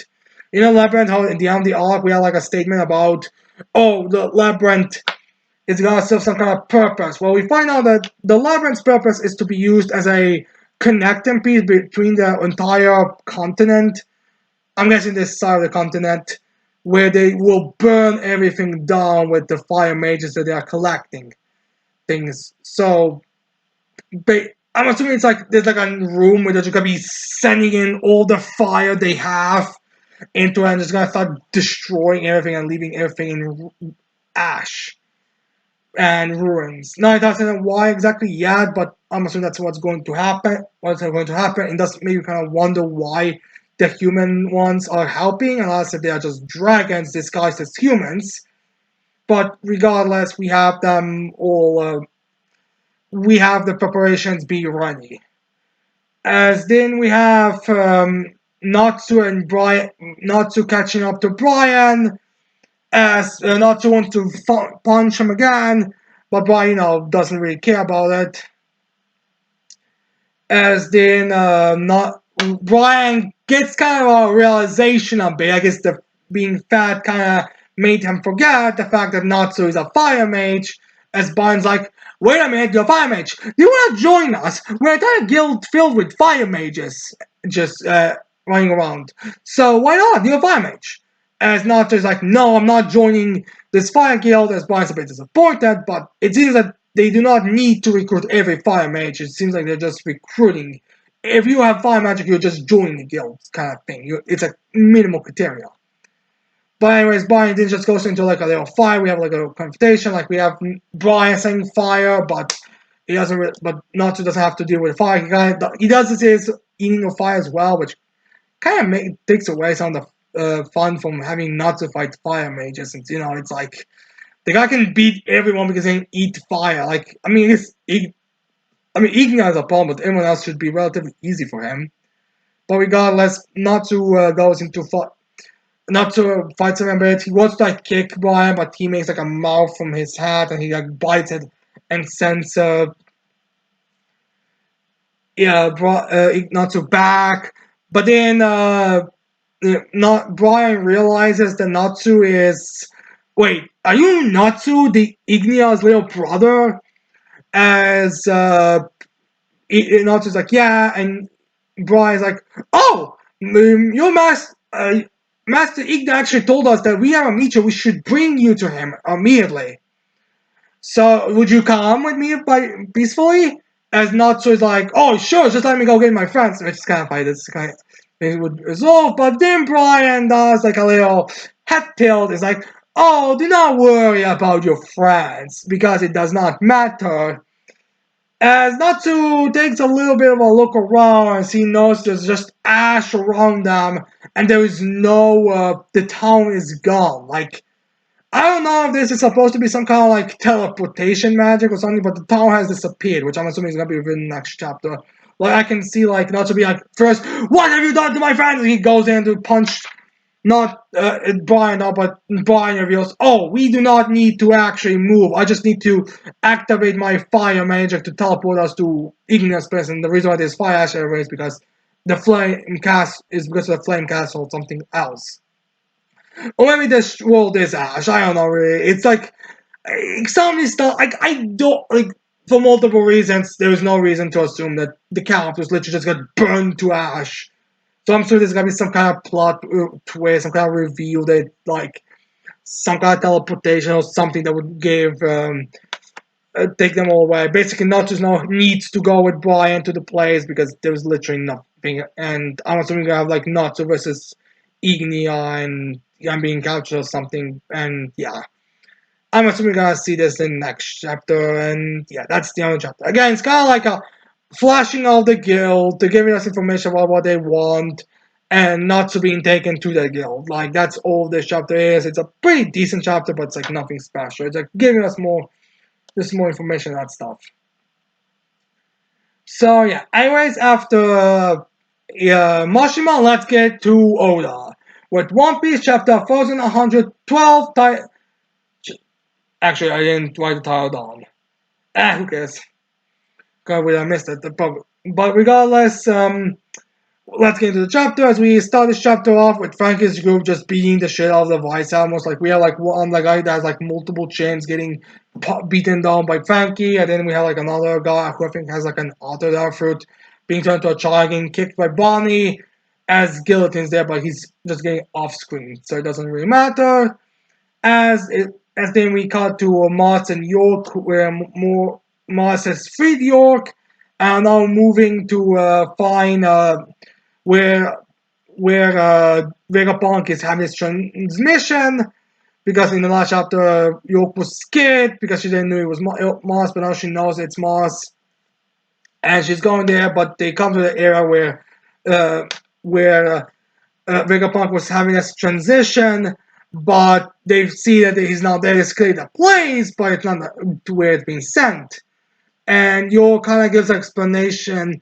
He has to have like a thing. He has to have it be like a random area or something that it's being sent. As we even had like Mars destroying this place because he thought it was like maybe there's one device is there, but it's not. Like he's sending it somewhere else, as you where they cannot know where to find it. As York explains the device, how it operates, and how it works. Like I think we all got explanation in film Ra, but here it's like an in-universe explanation how it works.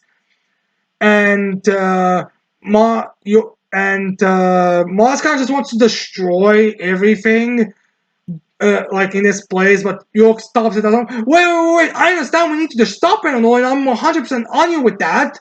But if you destroy this, you destroy this laboratory, or like she actually names like 3 rooms that shouldn't be destroyed because if he destroys any one of those, it's going to end up destroying the whole thing, which makes me think that they should probably like investigate those rooms specifically to make sure that because that makes like the most sense. Like the rooms that cannot be just destroyed half-assedly.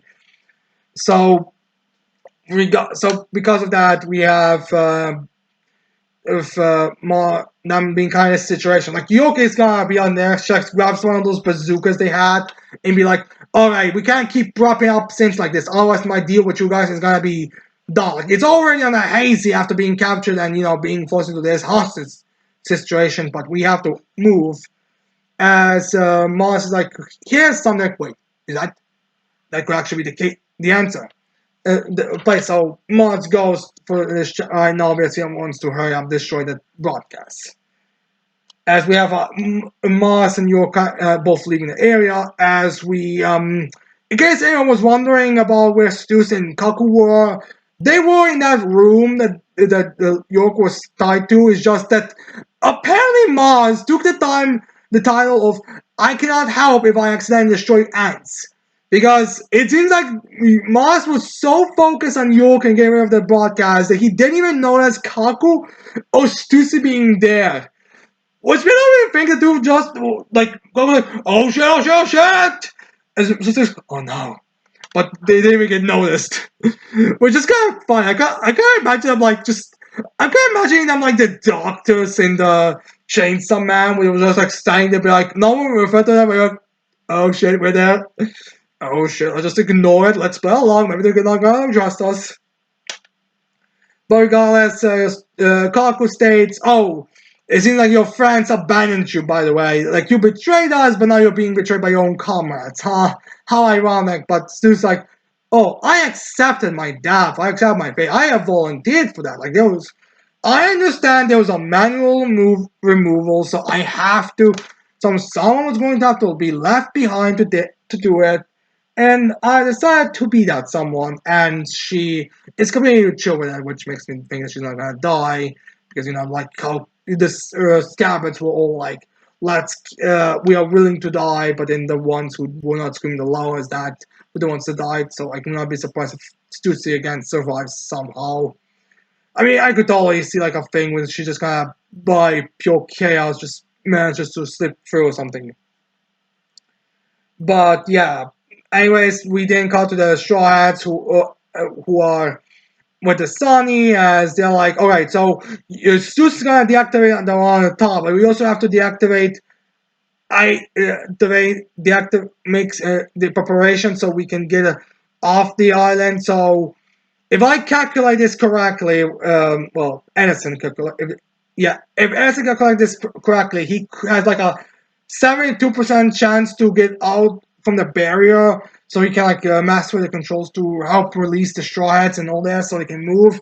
So he just flies down through the barrier, blowing up. Assuming the guy he's gonna make it through, like just barely force through that barrier as he's gonna deactivate the thing so they can, because I doubt he's just gonna kill him, because I doubt he just killed himself by accident like that. So yeah, we might be down to 2 of those very soon. Well, to 3 if this at this rate with Vegapunks, but regardless, we have Asim moving to making it a sacrifice. So we have him leave. We have him leave. So we have the ability to leave, which may not work the best. So, anyways, then we cut back to a fight between Luffy and at this point just Walkery and Jupiter, as we have like Jupiter like sucking them all, trying to suck Luffy and the giants into him, but Luffy just grabs a building and shoves it into Jupiter's mouth that sends him away, and we have then Luffy with his Red Hawk sending it to Walkery's on the Walker's head, but all that does is like damage his uh, Luffy's hand, like boing. It's like, oh, this hurts, because Valkyrie has a very tough hide, and because, let's be honest, there's also Ghosts that are kind of all over the place in terms of power levels right now, as it looks like. Like, let's really review this. Like, we have characters like, we have Saturn being stabbed by literally any kind of blade you have. Like, it does seem like he can be damaged easily. But then you have Valkyrie, who even Rathawks on the slammed Kaido down it just bounces back and hurts him. Like the Ghosts are really are just like the most inconsistent fighters in terms of strength. However you want to slice it, like they're just all over the place. But anyways, we then end the chapter.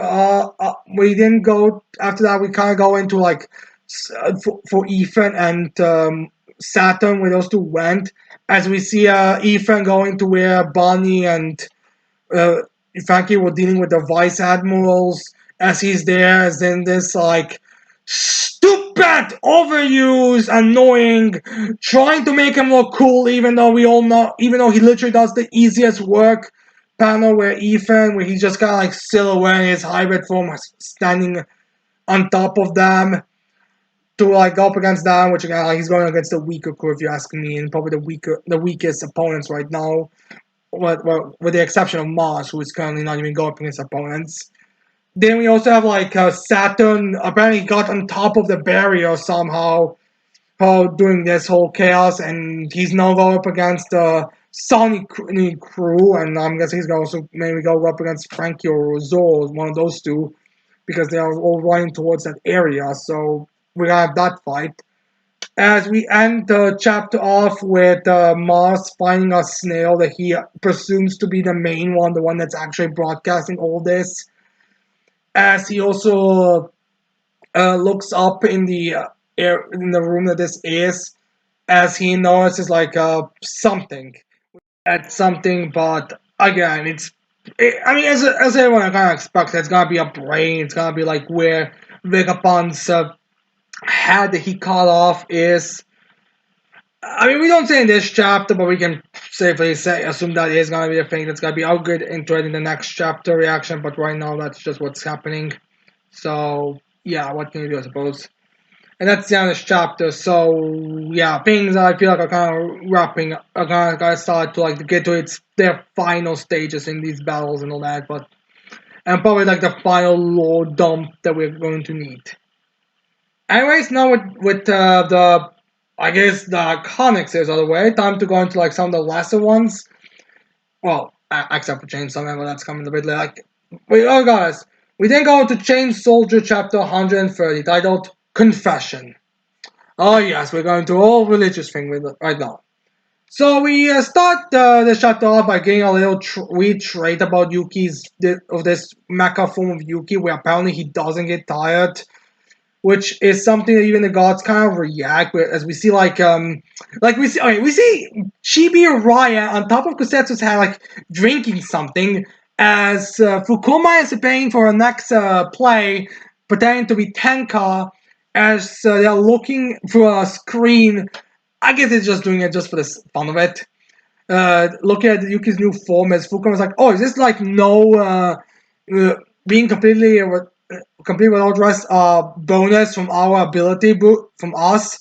As because it's like, isn't this just? I mean, it's just supposed to be a feature of this form, like that it doesn't get tired. As Fukuma is like, well, that Pelipenka is really something, huh?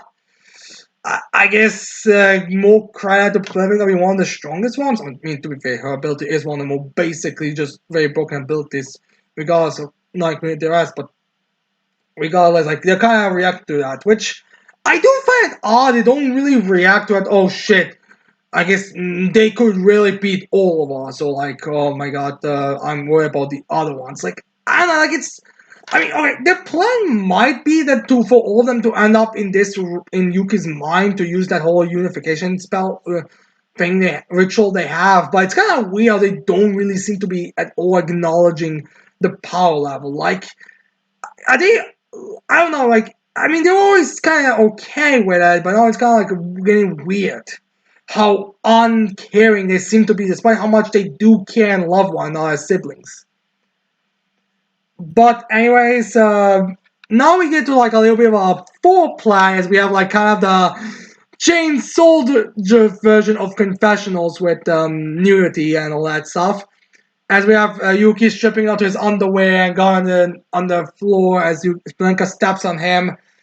As she's like, confess your sins before the great one, the god Lady Kyoka.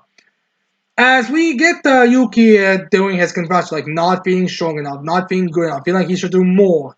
And he mentions something I'm very curious on, where he says Yuki wants a peach ability. He thinks if he got powers from a peach, because he technically doesn't have a peach ability, he gets powers from Yukioka's slave thing. So he says if he had that, he could be more useful, more help. Which I get it. Like I get the idea, like he even though he does everything he can, he still feels inferior because he can't like be the perfect one. But I do find interesting he mentions peach abilities because again, man can get peach abilities from what we know of. And it's because it's such a vague term. It's like in the last chapter mentioning Shokai being so pure evil. It's like an interesting thing they're bringing up it all up again. So I wonder if this is like a similar thing as like Fukome, as Jotsa saying that you'll be shocked if you want to see one of the 8 gods, aka Fukuma, aka the shapeshifter whose normal form is reversed of Rei. So it does make me wonder if this is like foreshadowing the next arc with the Onmo agency. So I guess we gotta possibly get an explanation of what happens if a man eats a peach ability. If they do not get power, then what else happens? So yeah, I do wonder if this is foreshadowing for something. I would keep that in the back, in the top of my mind when it comes to the next arc. But anyways, Kyoka is Penka is discussing the fact that he wants more power despite having gained the greatest power of them all by being Kyoka's pet, being her slave, and getting powers from her. So she crushes on his heart, kind of thing, like as it's supposed to be kind of like repentment for his sins of questioning the power, as she crushes him, but then it's like you are washed of your sins. As then it's Polenka's turn for her confession to kind of like I'm not certain if this is like the fetish talk, if this is something else, but regardless, Pilipenka is now taking her turns. We get like a backstory on her a bit. So I remember how before the battle started in Shangri-La Fall against Fukuma and Raya, and we had like this chapter where Pilipenka explained her backstory about her parents being members of a mafia and illegal terrorist group and all that. So we find out a bit more about it. We find out that her mother was a well-renowned criminal. Like she was called, I think she was kind of bewitching something like very like supposed to be a very impressive title or something. But then we have her like her being defeated in an effortless fight against Ray and all that, against many how powerful Ray is and all that, and her being capture and punish. And I think being taken to an Onmo agency, which again I feel like might be a foreshadowing for the next arc, because like that's kind of what they do. Like they make it very clear what the next kind of arcs are gonna be in these like in between panels. Like they're kind of using them to like foreshadow stuff. So I do kind of wonder if this is again like is her mother going to be free or something, gonna be captured free as well in this, like is it gonna be like a prison break arc because that kind of that stuff. But I'm like it's weird they don't mention the father though, because he seems to have been just as much involved in this as the wife. Like he seems to be like a co-conspirator or something you could call it, but she doesn't mention him at all in this chapter. But to be fair, it doesn't mention him at all, which is hard to tell if this is like supposed to be purposeful or is it supposed to be like foreshadowing for some building up something, some dark, twisted reveal. But regardless, we have Pilipenka meeting her mother in prison or Elmo agency, depending on wherever it was, as she reveals to her mother that she works for Mato now. She's against with the defense force now. As Pilipenka's like, oh, with the forces, she's like, showing that like she's like, oh, that's good to hear. I guess you'll be safe. But a word of advice, Pilipenka, do not go up against Ray. Things are not you'll not be able to deal with her. She's gonna do horrible things.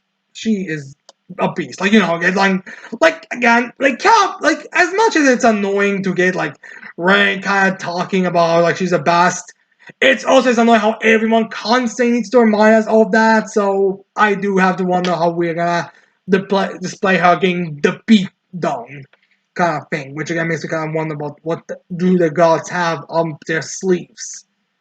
So yeah, but at that moment, Pilipenko, as she leaves that meeting, she kind of leaves it in a very cold shouldery way. She's like, "You're receiving the punishment you deserve. Goodbye." As she leaves, and she says that she was kind of feeling guilty about leaving such a cold shoulder with her mother because her mother at the end of the day did legitimately love her, like it was there in the backstory in the first time. Her mother, their father did like everything for her. Like they treated her like a princess. They gave her the peach ability. They gave her they help her everything. And even this panel, this chapter, we see like a panel for that her mother playing with like flowers. They giving her mother giving her like a flower tiara. Making sure that she was a good mother basically. So Pilipenka is kind of this questions her conscience about viewing it like this. So being such an ungrateful daughter in a way towards her parents that did love her truly. As Pilipenka's like, oh, and now you punish me. Because, I did that to cleanse your sin, now it's your time for you to cleanse my sins. As you go, I have to punish her. Wait, how am I supposed to punish her? Which, dude, the ladies literally have constantly step on you and beat you up and torment you. I think it could be a bit more rough with their punishments as well, especially if they ask you for it.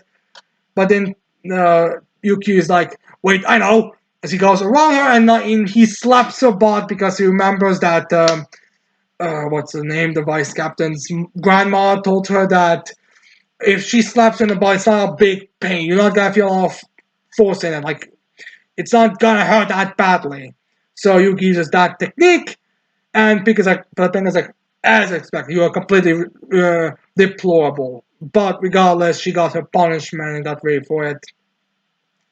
As then they are, kind of on a bad term, and they kind of leave, and that way kissing each other, and kind of as it's kind of weird, like marriage kind of way, because they're in a church with their God staring at it as they're like embracing one another. I'm not entirely that this makes them a couple because I feel like Pelpenka would not try to take Kyoka's man unless it's like a freeway with her, but regardless, I think it's just like one of those like intimate moments to like finally end this kind of in between thing.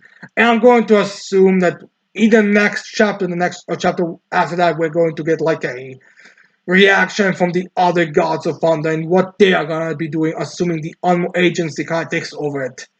I would not be surprised in the next 8 arc is gonna have more of the sort of allyship between gods of thunder and the monitor against the Unmo agency or something like that.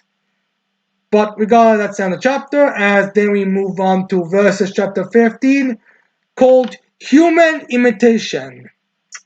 Yup, and this chapter goes into directions that are quite unsurprising. Well, quite surprising actually. So we did get this chapter off showing us exactly how Hollow got left behind, because we see that Hollow goes for that like Zaibi's time to get taken off, but instead of like being just a second too late, it's actually because when he was escaping, one of the Madalans kind of realized what the humans were doing in a more scientific sense. So he went there to blast it to prevent it, but Hollow saw it, so he instead of like taking Zombie's hand, he kind of jumped off to deflect the beam. Bravo, Hollow, that's a good feat. Deflect the beam, but unfortunately, jumping away also meant that he got left behind, and so all the humans got, well, almost every human went away, except for Hollow, Parka, and Blasts, the little guy from the Cursed Worlds.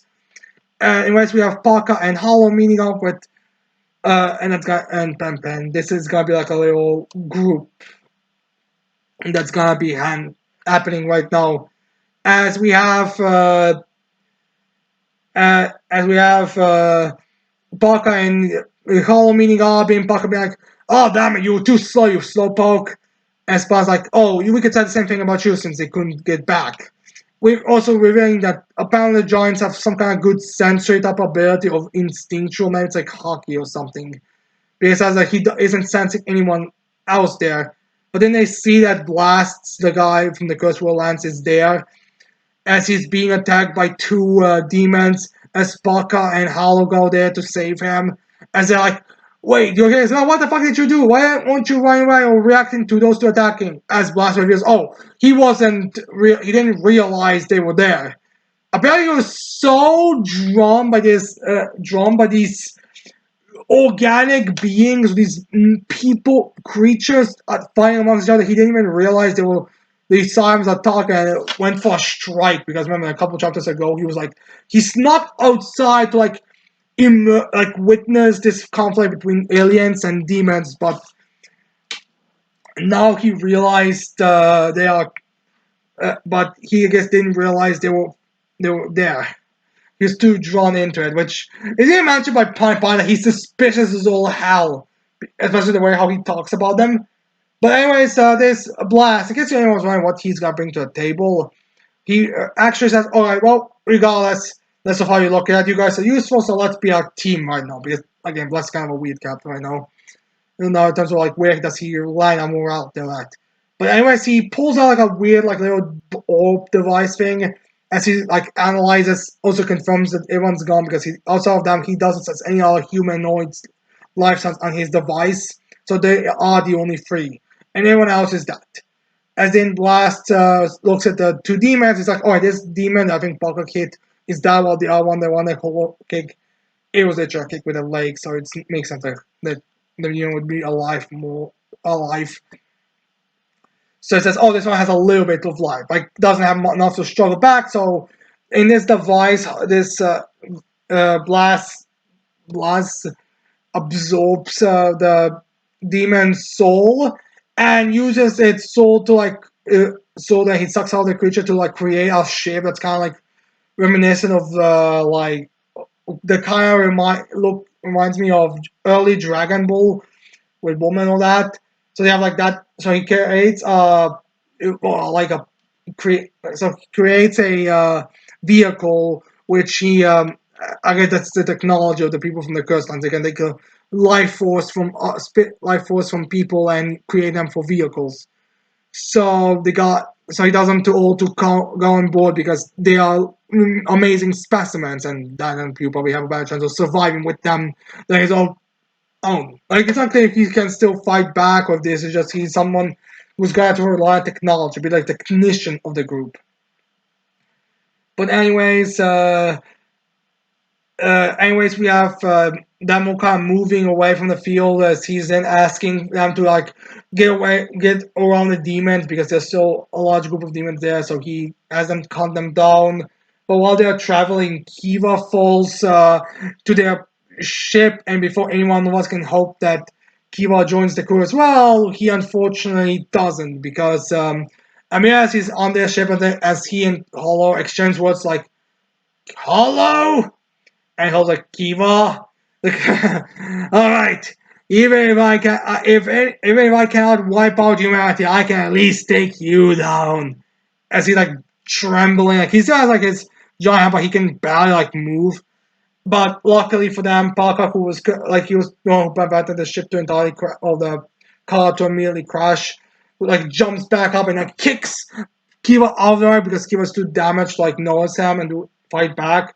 But that also has Kiva dropping the demon flute that he used to comment the previous the offering executives, and Hollow grabs, snatches the flute, and that's I guess how they're gonna summon some natural enemies later on.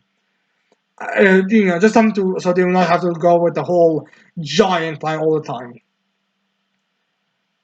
So yes, we have Hollow as a group like escaping the battlefield, as we have.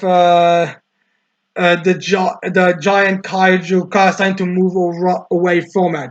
As the Mandalorians get a little like thoughts on this, like the fact they can't do shit against this kaiju, like they're blasting it, they're trying through everything, but it seems like the demons are more noticed by this thing than they are.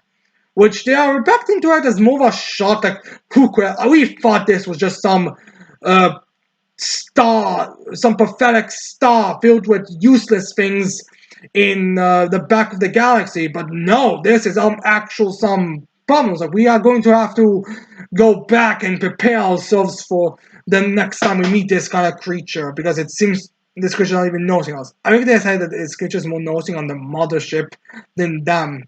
So I guess Mandalorians versus Kaiju round 2.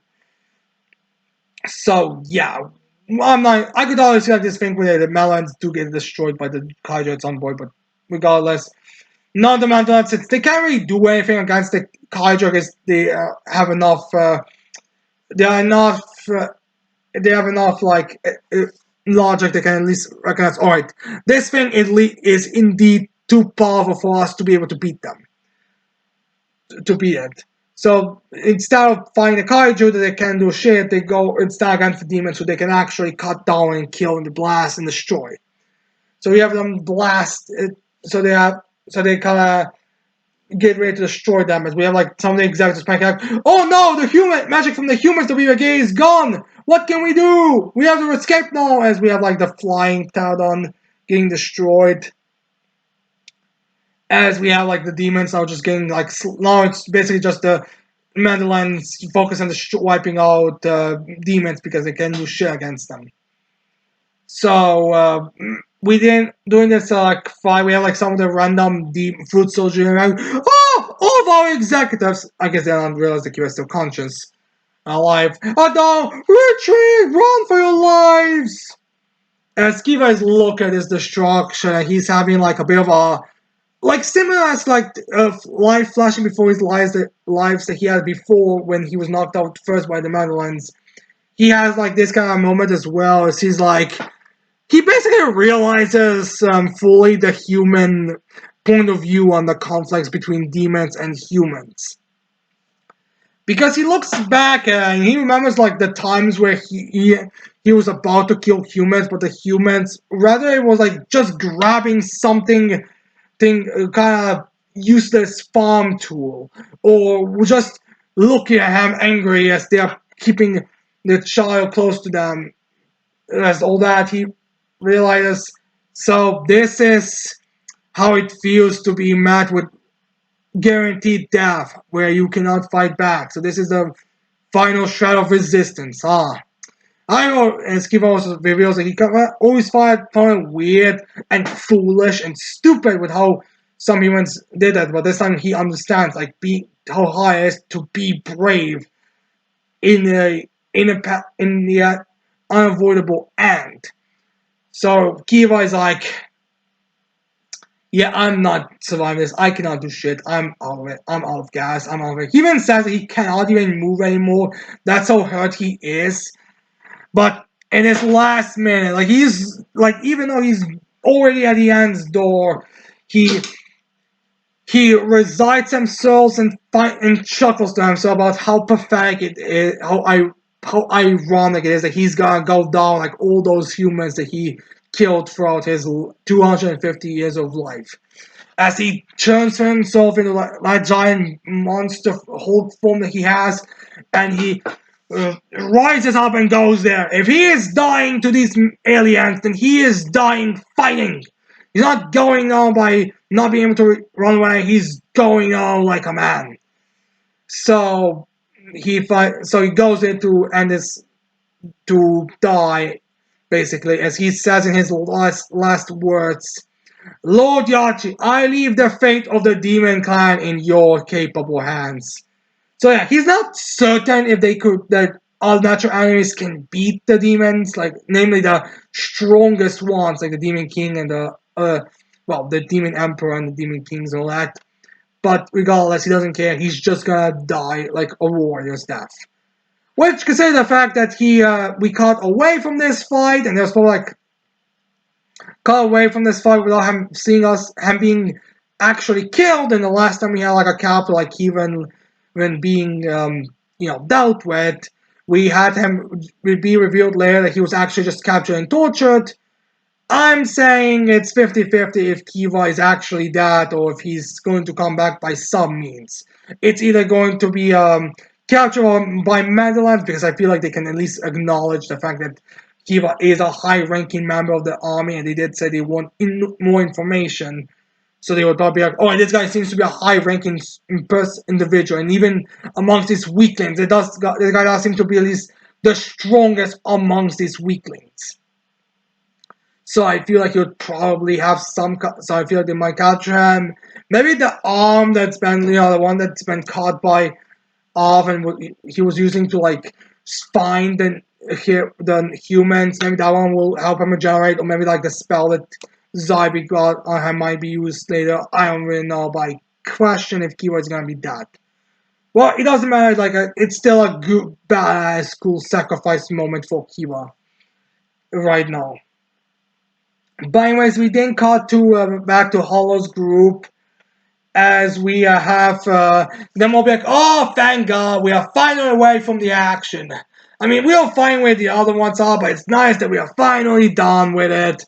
As the device, as the creation, as that car that the blacksmith stops working, as they're like, wait, what just happened? Hey, why'd you stop moving? And Blast explains to them, oh, this car ran out of energy. We couldn't really get away from it much.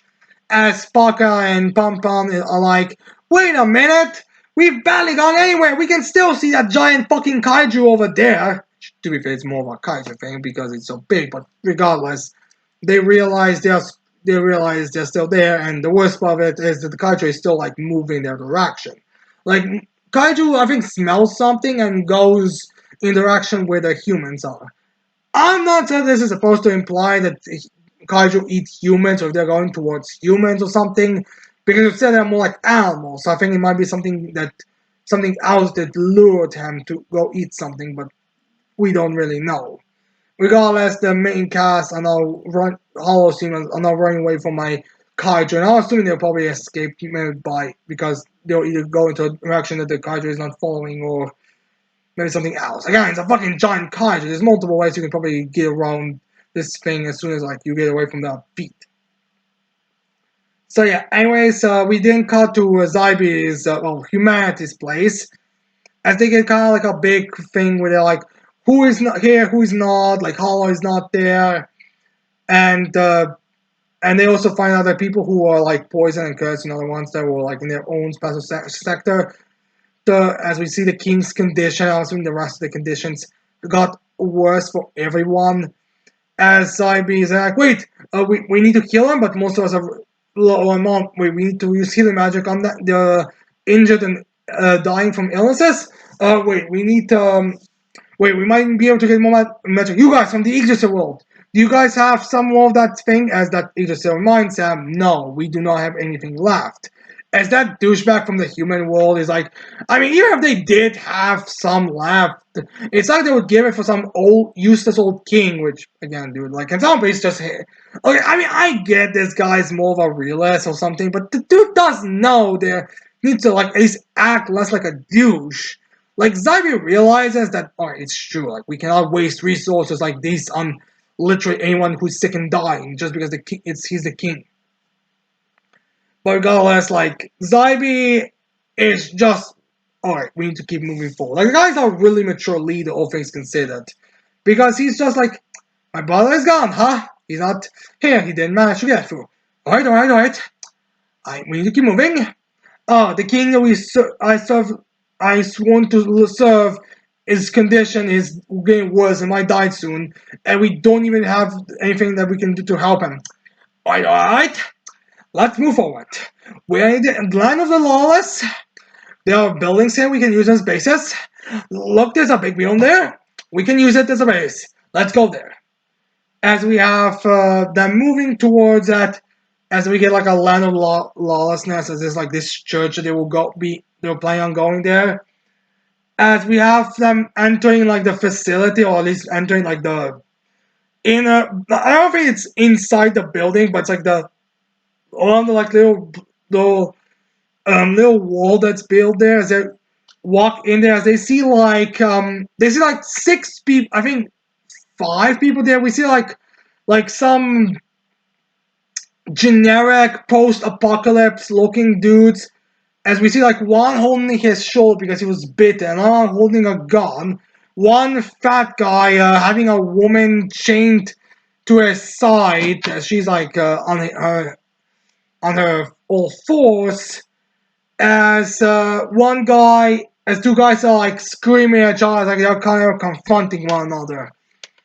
As we had on this part with them like reacting to this, as I've seen this site, which again, this is like one of those like weird things where it's kind of like underwhelming, but kind of like where are we going with this? Because this like good thing. A lot of the losses has kind of been like mentioned a lot, like it's gonna be the weakest. It's gonna be like, oh, it's nothing. We can deal with them ourselves. But what exactly are they? Because it's never like directly said. Like the guy from the Land Lawlessness was kind of keeping very basic terms, like, oh, the weaponry they have, the rampages they do, what they'll do to people, they'll do some horrific shit. But it always was pale in comparison. It's pale in comparison to what the others are. Like, despite these guys having enslaved this woman, I'm assuming this guy is maybe the one who's partnered up with her, and so he's trying to like save her from these guys. For example, might not be as horrible as like the demon king who's having his enslaved humans kill amongst playing chess with them and enforcing the ones even if they are family killing amongst each other. But yeah, we just ended with that. So the question is, where are we going with this? Is this like the land? Are we going to get more into it, or is something else the anime? I don't really know. Honestly, I'm kind of getting the vibe like this is gonna be like the first introduction, but not the main thing. Like I could see these guys just being the equivalent, like that small, like I'm not sure how many of you watched this, but like the first episode of Teenage Mutant Ninja Turtles in 2003, you have like tiny group of purple dragons in the first episode, like I think 9 max or something. But then later we find out that they are like a much larger group. So I could see like these 3 dinguses, well actually 4 dinguses that are, I'm assuming the lawless humans that they are referring to, just like a small party, like the appetizers really compared to the real frats. It's kind of like the small little demons. It's like when the people from the machine world showed up, where like they cut through the demons that they were fighting against right now. Those 6 demons, like not like making Swiss cheese. So I could see like a similar thing here, where this is like the first group, but it's actually a really weak group. But yeah, anyways, that's the end of this chapter. Now we get to the final 2 series of this week, of these 2 weeks, as we have Chainsaw Man chapter 163 titled Dream Balls. Not kidding with on the ball spot. The ball spot is very literal. So yeah, anyways, we start this chapter off with a more like thematically referencing the actions of the Meat Shields group, with Cobain's brother and that other guy in the. I mean, alright, the eye patch guy isn't there.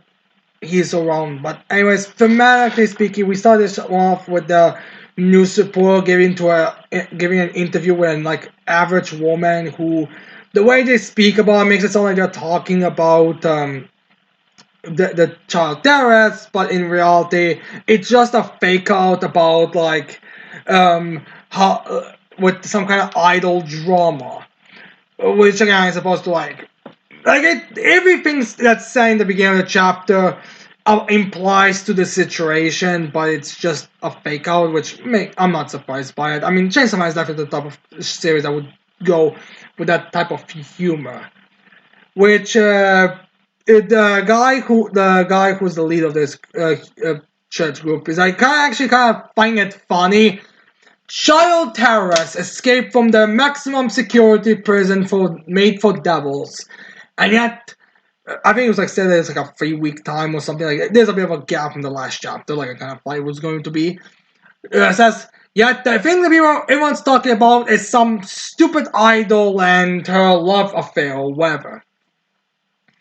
So it's kind of funny, which I get what this is about. This is probably supposed to be like a commentary on the media, like despite super horrific stuff, super insane stuff happening in the world, it's the stupid Hollywood drama that's still the most prominent. Even in its own countries, it's not even like number 10 of the stories to mention. A corrupt mayor that literally who is so corrupt that it's comical to how all the scams that she was pulling. Barely a story outside of its inner city. Some Hollywood actor was new. Let's be honest, to solve some new new way to get more popular. Top story of the century. So yeah. But anyways, in Chainsaw Man world, it's also kind of weird because we know they need to keep people calmer, and I feel like if they told the story about the child terrorists, it would probably end up just making terrorist devil stronger. Like I can totally imagine there's a terrorist devil somewhere, so I could totally see like a terrorist devil just counting on being stronger from if they would know about the escape. And probably some other things as well. I imagine there's like multiple devils that would just get stronger from all this. But regardless, right now these Meat Shields and Asa and Neil and everyone's basically at Fabi's place, and she has like this weird apartment, which I'm kind of wondering if this place, entire facility, is kind of abandoned now because of all the craziness that's happening. I don't think it is, but I feel like it kind of should be. So yeah. Anyways, we have family there as we're gonna see like jumping like a giant portion of like spaghetti and stuff. And I was a jump, but I don't mean like a full plate. I'm talking like one of those like those like special plates that are meant to like hold multiple different types of food. she uses one of those plates to like have all the spaghetti, and she like doesn't even eat it with the fork. She's like shoving it down her throat. As the nail fiend is like, I guess she's naturally skinny. I'm just imagining like they spend like multiple days being like just watching her like devouring huge portions of food and everything. She doesn't really seem to give a shit, which makes sense that she's supposed to be being feminine to everyone, so it makes sense that she wants to be hungry. So yeah, anyways, while they are there, Danji, they are talking a bit. Danji is after like I think it's been 3 weeks or something being finally being put together is like regaining consciousness as some of them are like, "Hey, Fami, Danji is waking up. Chainsaw Man is back to life." I guess they kind of all accept her as the new leader. No, as the guy like, my God, Chainsaw Man's back, is waking up. As we have Danji waking up, is like, hey, Asa, where's your hand? Where's your arm? What happened to your arm? And that's just tells it got caught up by that friend of yours. And like, really? Like, it's kind of. I guess he's still like. I mean, remember he was sedated while all this happens. I guess the sedation is also kind of really laying off. So he's like, "Hey, that's the girl I talked to. Why does she not have her hand? I'm sure she had her arm previously." But regardless of that, we have Katana Man finally out of the shower because in the beginning he was there that he's taking way too long to shower. As we have Katana Man really seeing seeing the engine wake up, and he goes full kissing zombie Hakari and Karana Hahari seeing in Kurumi eating a French kiss as like eyes on the prize, and he jumps in the air and he kicks Denji right in his balls, getting his revenge on his humiliating defeat at the end of season 1. Like, and like, there you have it, you stupid Denji, I have my revenge for what you've done to me. You can tell he was just dreaming about this for days, for years, since that happened. So, yeah. And then just as we have us like, wait, Katana, we made a promise that we will not you will not get your revenge until we explain the situation to Denji. Then you get your fucking revenge. Don't just do it. And the other guy's like, yeah, Shay, that's Chainsaw Man. Show him some respect. That's so yeah. But regardless of Asa and that guy's pleading, we immediately have you be like, no, we're not no, you're not kicking the Chainsaw Man while me. As she jumps and kicks Dungeon the balls as well. As a cut, you will not do. Give me Chainsaw Man. Kind of in Makima and just beating Danji over and over again. Like, Jesus Christ. What's funny about you doing this is the fact that all she did is now she's gonna have to watch Asa comforting Danji's balls for being hit twice with motion. Like, I don't really understand why her plan was there. Like, does she wanna do it with Danji at this point? So, yeah. Danji's like, balls are just broken. Poor Danji. I hope he gets some payback on Katana-man in the next chapter and then get some pleasure from Asa. But yeah, anyways, we're ending the chapter on that. It's just like a brief, like little relaxed chapter after an arc chapter, nothing special. Anyways, to the final series of the weeks, we have Rory Dragon chapter 12, making something fun for everyone. So yeah, in this chapter we got a bit of a brief explanation on the sports committee stuff that Rory was getting from a teacher. Was like, oh, we cannot have you participate because of those horns, if one of your ability manifests. Literally dragon baby moment, that's literally one of your abilities, and electrocution. So he's like, I would think it would be best for you to participate in this by doing the sport committee stuff because, it's just setting things up, like, what kind of events they're gonna be, what kind of activities kids students are gonna be doing, stuff like that, and you'll be able to do it because of their horns and all that. Which really isn't all that up for it, but the teacher has an ace up his sleeve, aka bribery, because he said, well, I could sweeten the deal about you helping everyone, because you see, you've been gone for a whole week, so you're back behind on studies. In fact, you're probably complaining about the fact you're behind on studies previously, so what about if you get the questions to the next test result on the test we'll be having later, so you'll be able to, have a fair chance, if you get my drift. As Ruri tells this to her friends in the class, as she's like, as a student's like, wow, resorting to bribery of all things to get you to do this sports committee stuff. As she also says, oh, he also gave me a go ahead to tell my friends the test result, to show these questions to my friends. As it says like, oh, what a lovely teacher! Thank you, sensei. Because now they can all cheat basically, which I get for Rory, but everyone else is just cheating. I think it's just like one of those things when you want them to succeed, so you just give them the answers. So yeah. Anyways, then we have uh we were also being told, "Are you sure you can do this? Because you're not really the type of person to do stuff like this." And he's like, "It's fine." As in the one other two mentions also, "Oh, by the way, I think you have one, but this is like a two-person thing, so you probably have someone else work with you. Do you know who that is?" As Rui is not aware of it, but I think we can all start getting the idea who it's going to be. By the way, Rui then realizes, "Oh, wait a minute, I should probably be going right now for that meeting." I think I'm going now. Sorry guys, we'll catch up later. Anyways, bye. And she goes. It's like, alright, someone else is coming with me. They're going to be partnered up with me. So who is it gonna be? As she sees, it's Maida, the girl that hates her. It's just in drama at this point. It's always a thing. Despite people not getting along together, it would probably be for the best if you just stay away from one another. You are, for some reason, always stuck together. And that's the situation now with Ruri and Maida.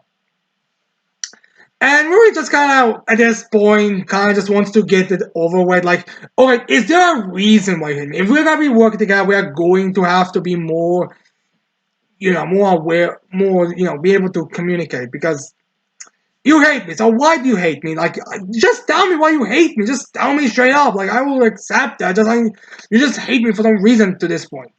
As much as I want to reveal it and all that, doesn't want to talk about like what, like again, it's kind of a forced thing where they immediately go into it, like immediately go with, let's talk this out a bit, and Maya doesn't want to talk about, but Ruri just kind of doesn't want to talk about. They have like this little argument, but then the student, the vice principal, the one who the second in charge of this students committee thing is like saying that, hey, are you two from that class? Oh yeah. I have no idea what you're having some kind of company that even completely ignore the fact these two are arguing and screaming at each other. Like, come here, we have our meeting soon. As Rui walks in, this is like a class that's filled with people who haven't, like, they heard rumors about Rui having dragon horns. They probably have heard that there is gonna be a dragon horn one coming here, but they didn't know it. It's like first time that all of these students see it. I'm assuming we also have like this sports festival thing going on soon, so every student is gonna be able to see Rui. Because otherwise we have to constantly remember, alright, who saw Rui, who is not with Rui, and all that stuff. Even though I feel like at this point you could probably just chalk it to her, everyone seeing her doing, break periods. But regardless, the guy who's in charge of this, like, oh, introduce yourselves. As then they have Rui and Maida introduce themselves, and then he notices Rui is like, explain, why are there horns on her hat? As the vice principal explains to him, oh, that's like one of the dragon horns. She was staying to have come here, committee stuff, I kind of expected since, she can't really participate because we won't want any students getting burned. So, yeah, the guy's like, alright, do what you will. I am not gonna address it. I'm not gonna do anything about it. As we have other students also gonna be like, oh, those real dragon horns?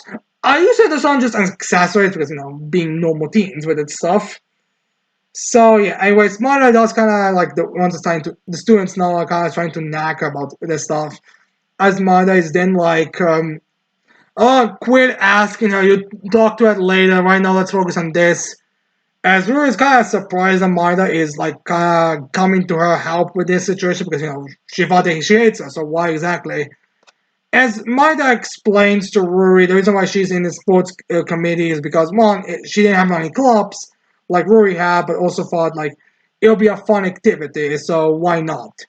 And she also answers why she doesn't like Ruri, which is right now just because Ruri doesn't care about people. Like that's her explanation. Like it's like one of those things where you have to do something special. Which, not gonna lie, kind of makes me dislike Maya as a character. The fact that she expects you that she must care about other people, especially since, like, I don't really know if you two have talked. I mean, I'm assuming you two were aware of each other's presence and all that, but I don't exactly know why you would be thinking that she doesn't care about people. I mean, I guess you could say that Ruri was a bit selfish, but it's a fucking dragon. She's getting all horns and all that.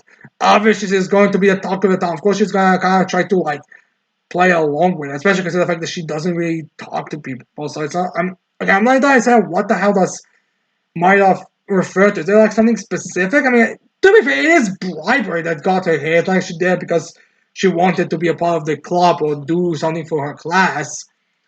But I mean, she did say that that the teacher allowed her to give her to her friend. So it's like, I don't really know the problem here with her doing it. Like I don't think it's like a moment where Rory felt like she didn't care. It's just like one of those things where you are awkward about around people. So obviously you're not gonna be first to jump to things.